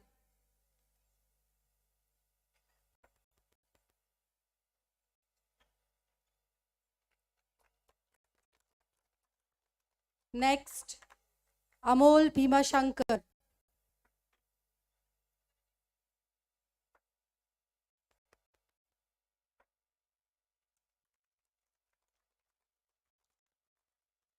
Next, Dheeraj Kumar Balu.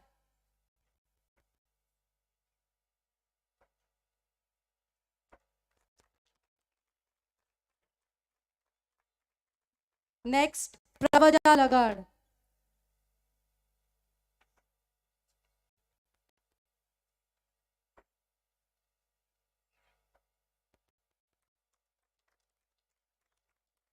Next, Drupadi Kulkarni.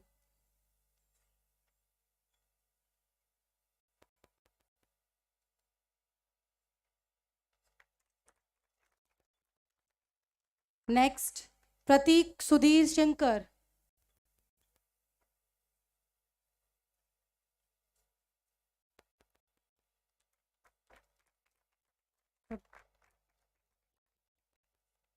Next, Triveni Ingle.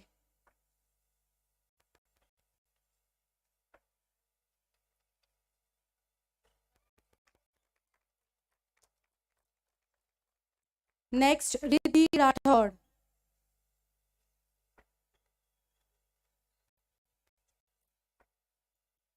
Next, Samiksha Gowande.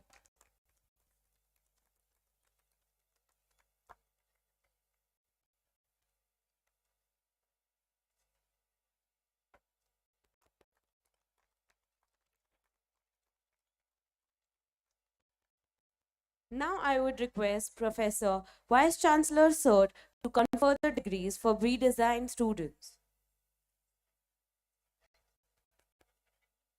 No, the students will be BCA only. I request Honorable Vice Chancellor Sir to confer the degree to the BCA students. Khushi Tanwar.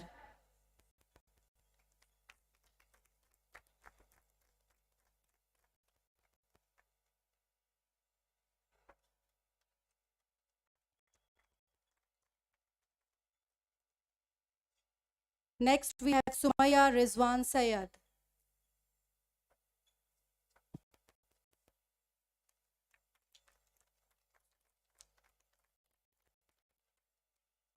Next, we have Aniket Sen.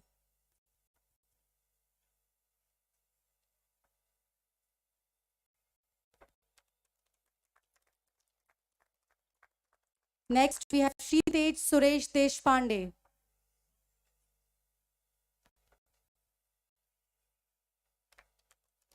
Next, we have Suyash Kailash Gautam.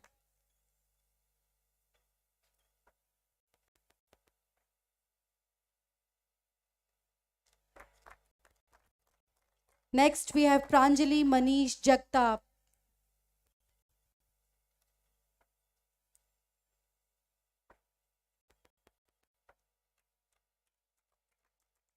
Now we have Amit Sachin Bhavsar.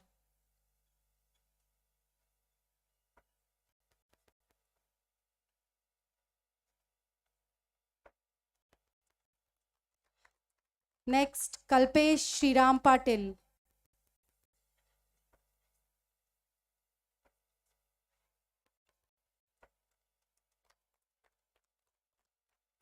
Next, we have Satyam.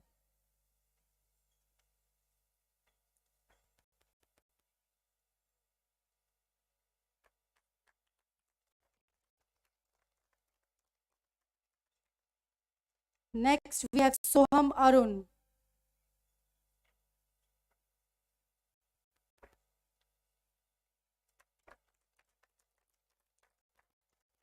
Next, we have Ketki Deshmukh.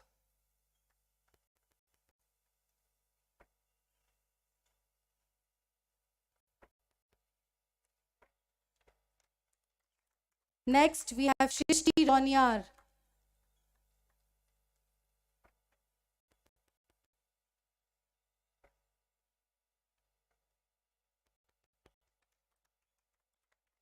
Atharv Suhas Sejwal.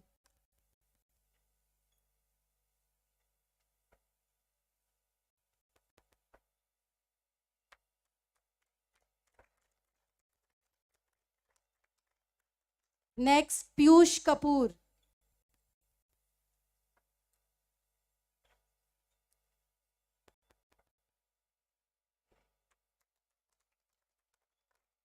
Ayush Vaman.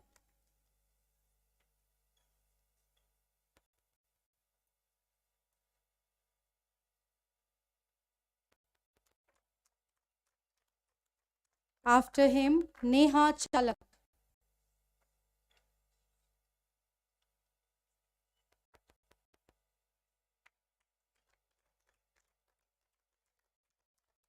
Next, Sanskar Thamke.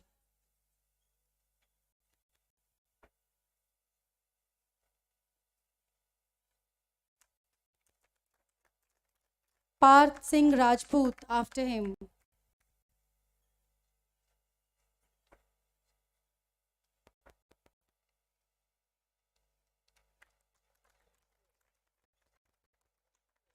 Last in the BCA line is Shaima Sheikh.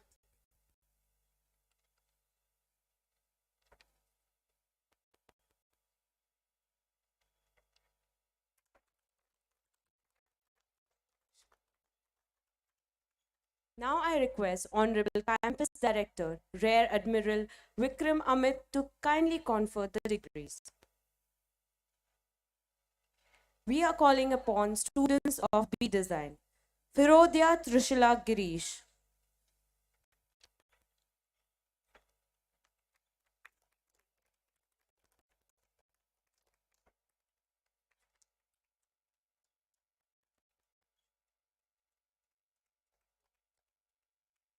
Joanne Matthew.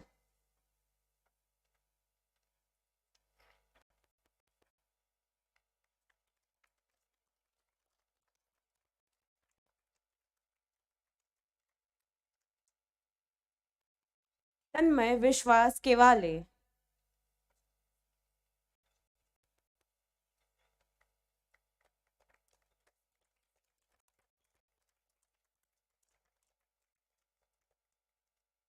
Adinath Suresh Khoth.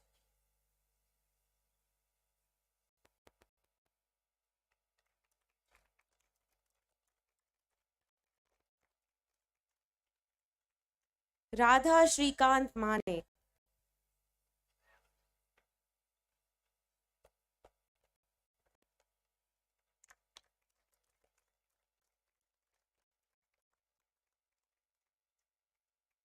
Janvi Kundan Tapde.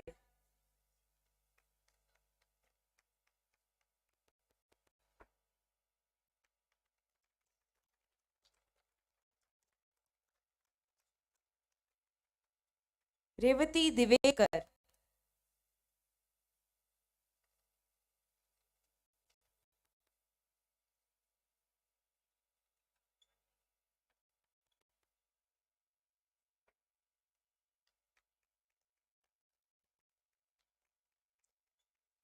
Pranali Ramchandra Pandit.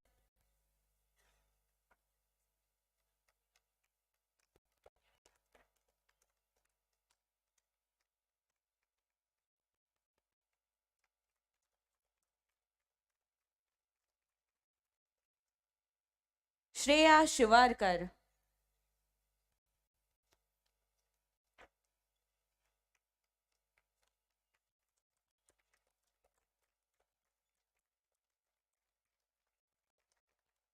Nishant Thangre.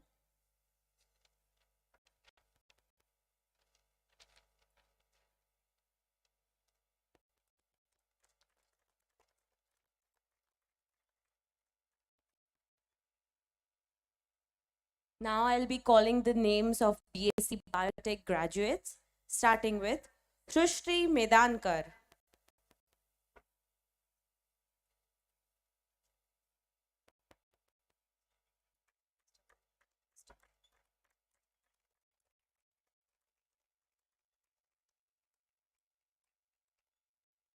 I request again Honorable Trustee Shri Tejas Patil to kindly confer the degrees to the students. We call upon Shivani Jalandhar Godke.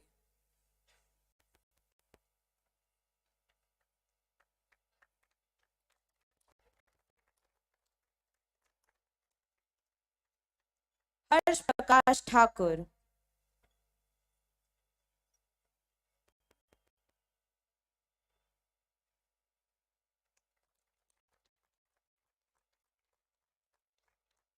Mansi Malasure.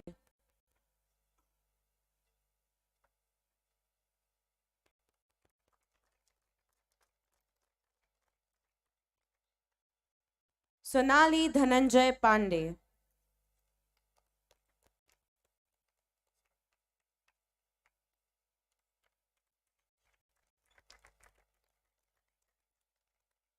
Neha Ramdas Thite.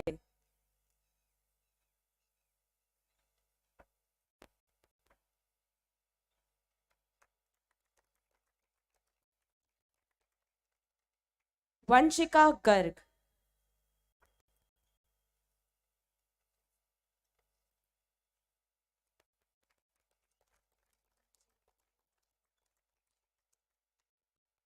Divya Kumawat.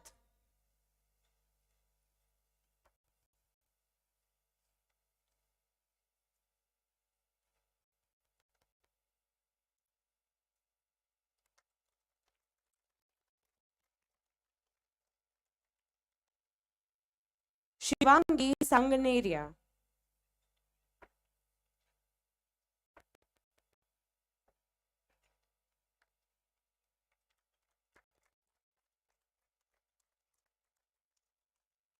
Aditi Balkrishna Teli.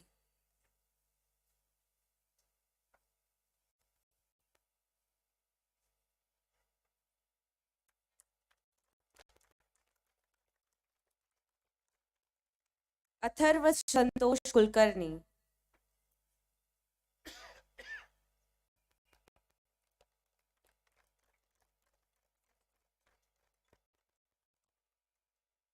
Angela Mary Joseph.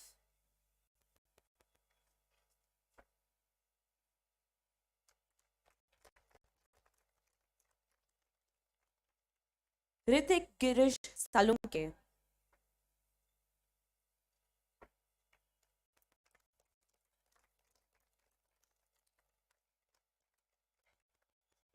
Amruta Angad Jadhav.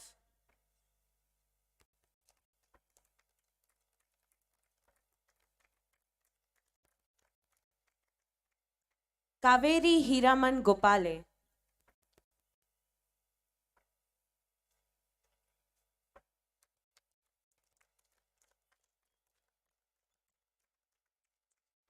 Nidhi Chintaman Katekhai.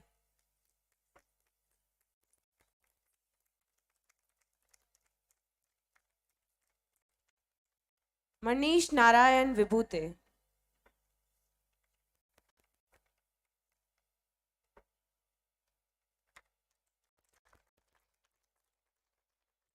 Now I request Honorable Vice Chancellor Professor Prabhat Ranjan to confer degrees to the students of D Farm. Gayatri Sudhakar Bhalke of D Farm.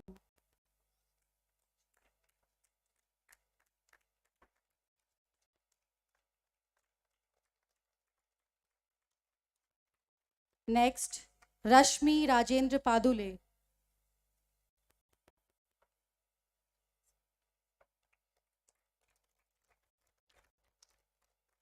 Next, Akshay Chandrakant Shelar.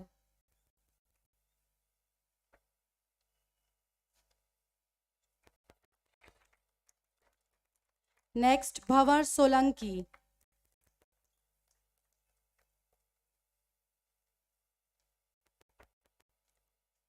Next, Sunil Vasanta Singade.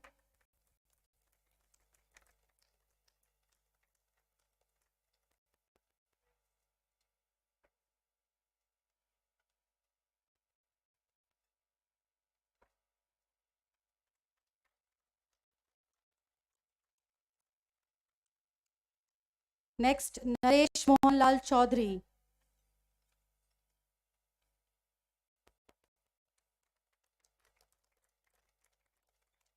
Next, Anirudh Praveen Nilkari.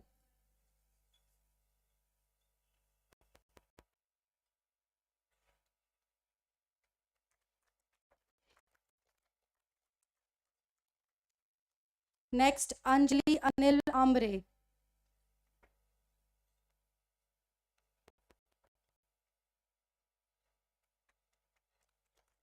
Next, Muhammad Ismail Istiaq.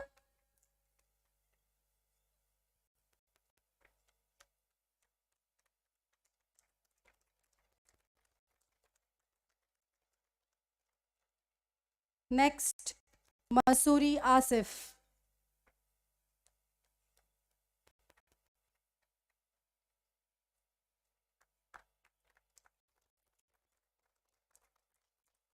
Next, Jakia Rais Khan.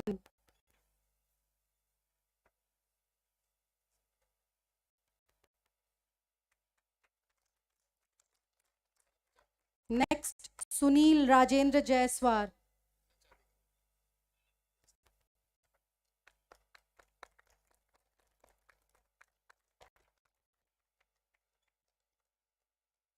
Next, Pratmesh Balaji Vargave.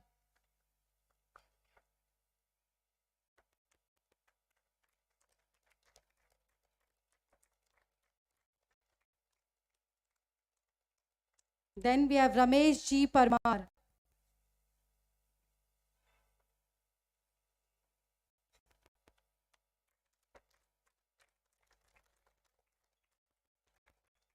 After him, Hiralal Prakash.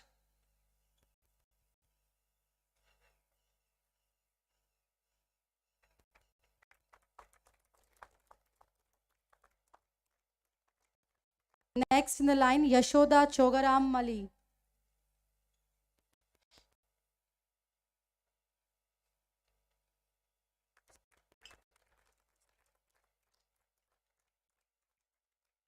After her, Yash Arun Kharat.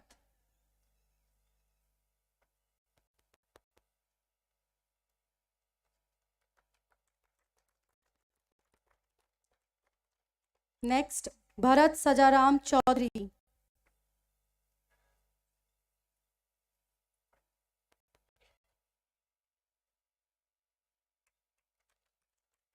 Next, Rahul Shrikant Narwade.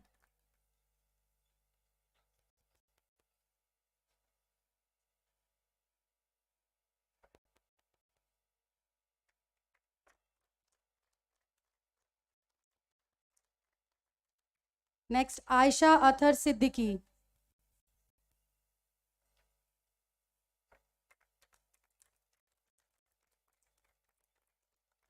Next, Aniket Tigyani.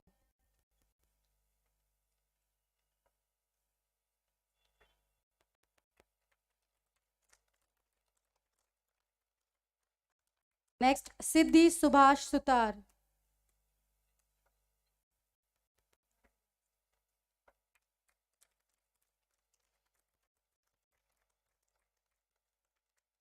Last in the row is Sakshi Raviraj Dalvi.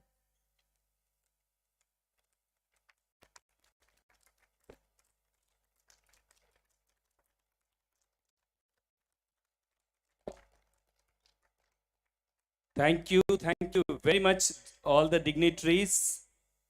I request you to please take your seats. And I have a request to all the students to please be seated and please don't leave the convocation venue till the function is over. And yes, please do take the 360-degree selfie arranged by the DYPIU. Post the conferment of the degrees, we are now led to the oath-taking ceremony. I hereby request Honorable Vice Chancellor, Professor Prabhat Ranjan, to administer oath to the students. I request degree recipients to stand up for taking the graduation pledge.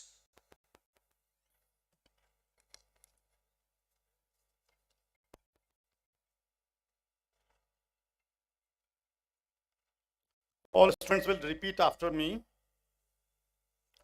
On this August occasion, repeat after me. On this August occasion On this August occasion of the graduation day, of the graduation day, as I enter into my profession, as I enter into my profession, I, as a student of DYPIU, as a student of DYPIU, solemnly pledge that honesty, sincerity, hard work and humility honesty, sincerity, hard work and humility shall be the cherished values of my life. shall be the cherished values of my life.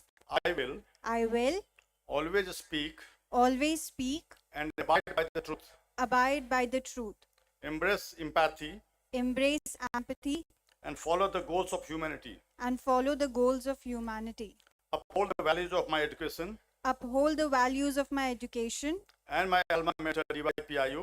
and my alma mater DYPIU. Will be a lifelong learner. Will be a lifelong learner. Will always be respectful to my surroundings. Will always be respectful to my surroundings. I shall always place my country I shall always place my country and culture above self. and culture above self. Thank you. Please follow this in practice. Thank you. Congratulations.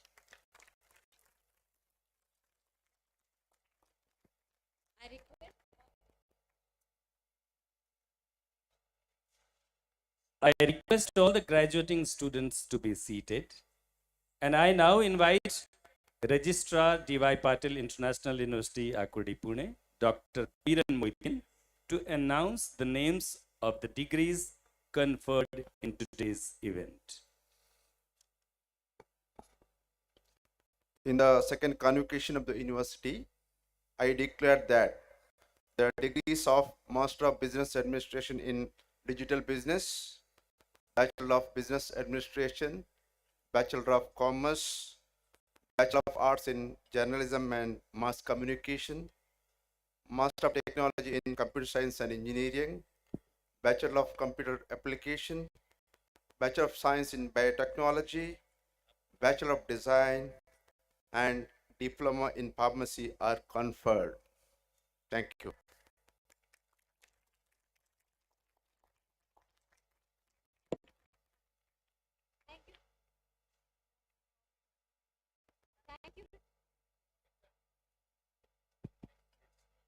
Thank you, Registrar Sir. It is indeed a great day for D.Y. Patil International University, as we have all witnessed the second convocation ceremony. And now I take pride in calling upon the Honorable Chancellor Dr. Sanjay D. Patil to deliver the exhortation.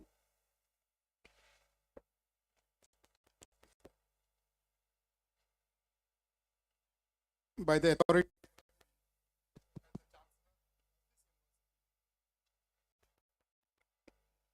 I admit you to the degrees for which you are qualified and exhort you that even in your life you prove worthy of the same in words and deeds. I admit also the other candidates to the respective degrees in absentia.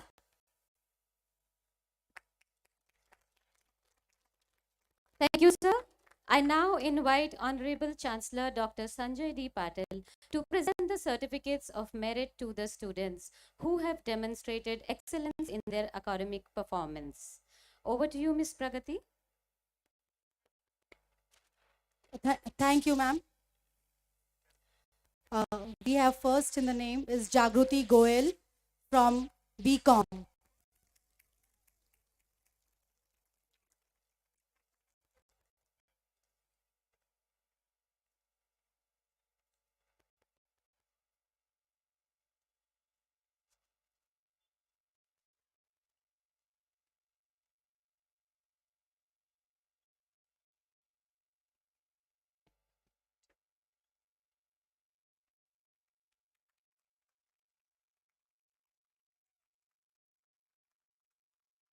Next, we have Shalini from BBA.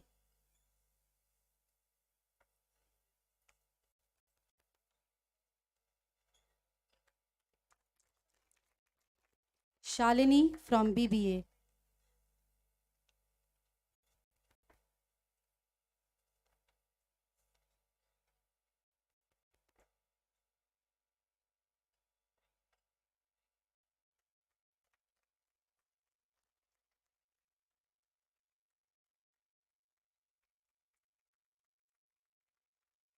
Next, we have Ayush Pinge from BCA.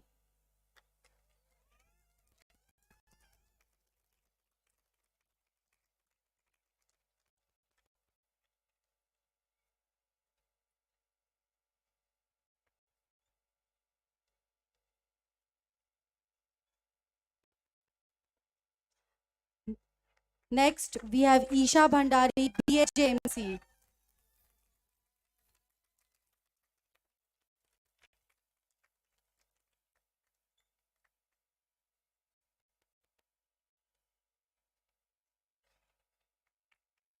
Isha Bhandari, BAJMC.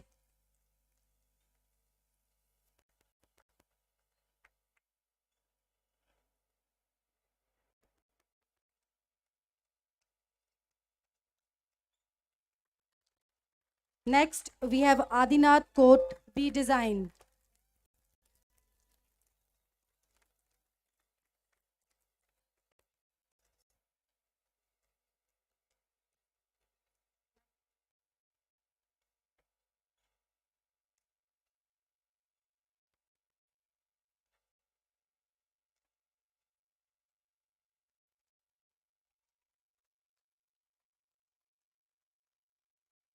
After him is Shubham Thakkar, MBA.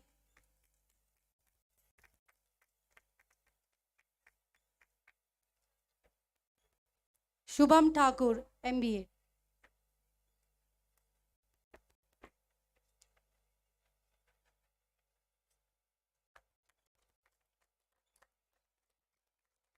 Next, we have Tigyani Anikesh Sham from D Farm.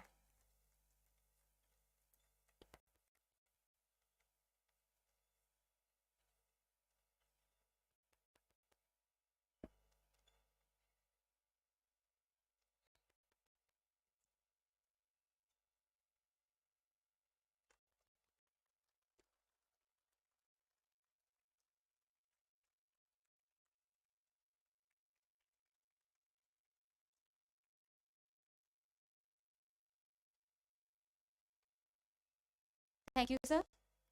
The success of young entrepreneurs is the key to India's transformation in the new millennium. Great entrepreneurs focus intensely on an opportunity where others see nothing. It's not about ideas, it's about making them happen, and above all, following the passion. A small business is an amazing way to serve and leave an impact on the world we live in. DYPIU International University, Akurdi, Pune believes in empowering its students with insights, creative thinking, innovation, and encourages them to develop entrepreneurial skills. As done last year, we are proud to announce the budding entrepreneurs of DYPIU Akurdi, Pune once again. I now request Sri Prashant Pansare to do the honors of handing out the certificates of recognition to budding entrepreneurs of this year. Over to you, Ms. Prakti. Thank you, ma'am. We have one more name in the toppers list. That is Diksha Garg from BSc Biotech.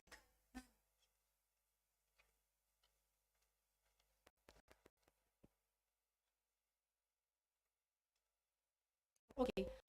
So first in the budding entrepreneurship is Jagruti Goyal from BCom.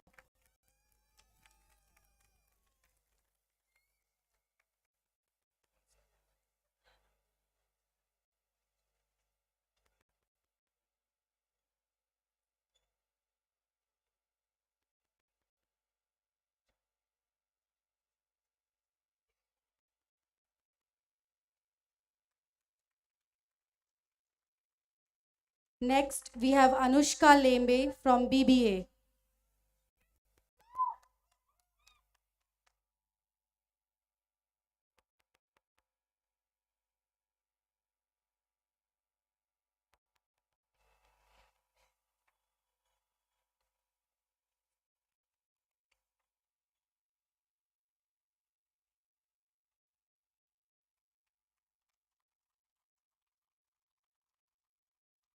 Next, we have Sunil Singde from D Farm.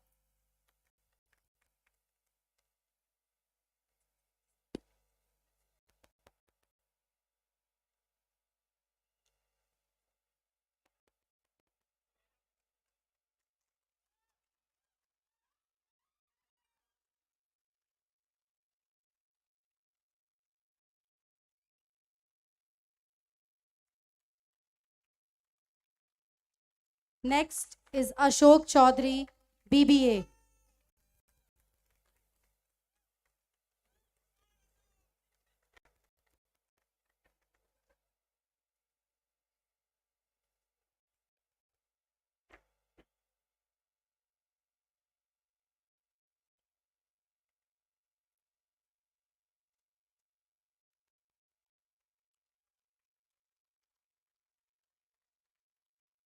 Congratulations to all the degree recipients. One more time, a big, big, big round of applause for all the students. And now, I take the opportunity to invite Honorable Chancellor Dr. Sanjay D. Patil, sir, to conclude the convocation ceremony.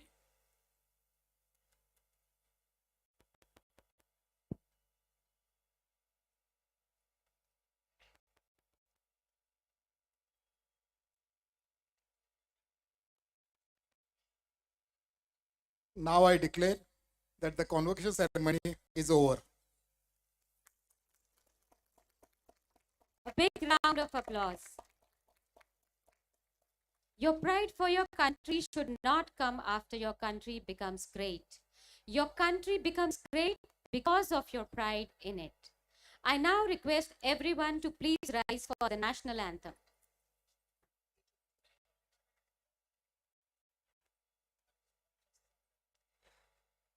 Jana Gana मन अधिनायक जय हे भारत भाग्य विधाता पंजाब सिंध गुजरात मराठा द्राविड़ उत्कल बंग विंध्य हिमाचल यमुना गंगा उच्छल जलधि तरंग तव शुभ नामे जागे तव शुभ आशीष मांगे गाहे तव जय गाथा जन गण मंगलदायक जय हे भारत भाग्य विधाता जय हे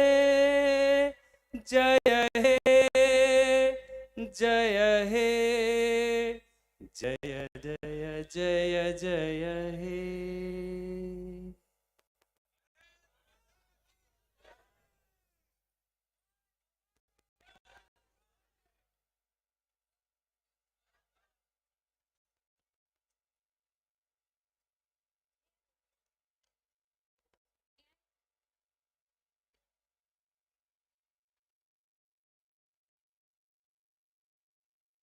At this juncture, as you begin with another journey, you need. May I please request Controller of Examinations, Dr. Madhura Jagtap, to come forward and lead the return procession with the honorable dignitaries. The august gathering is requested to give a resounding applause to the ceremonial procession as it leaves the venue.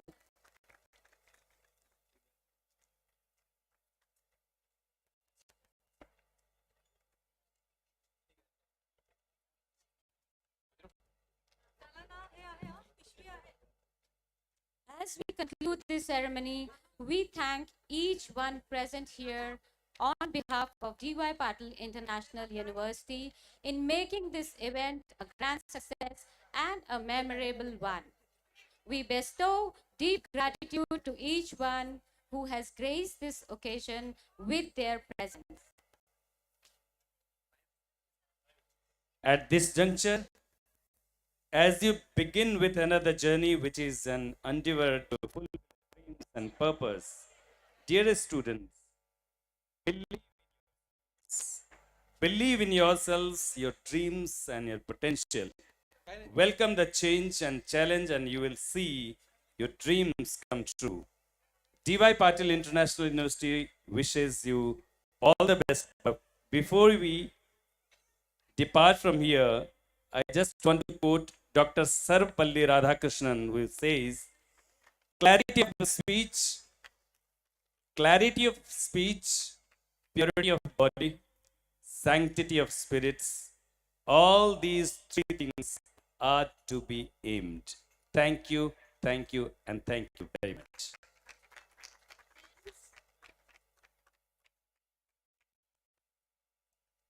Parents, students, and faculty are cordially invited for dinner at Central Cafeteria.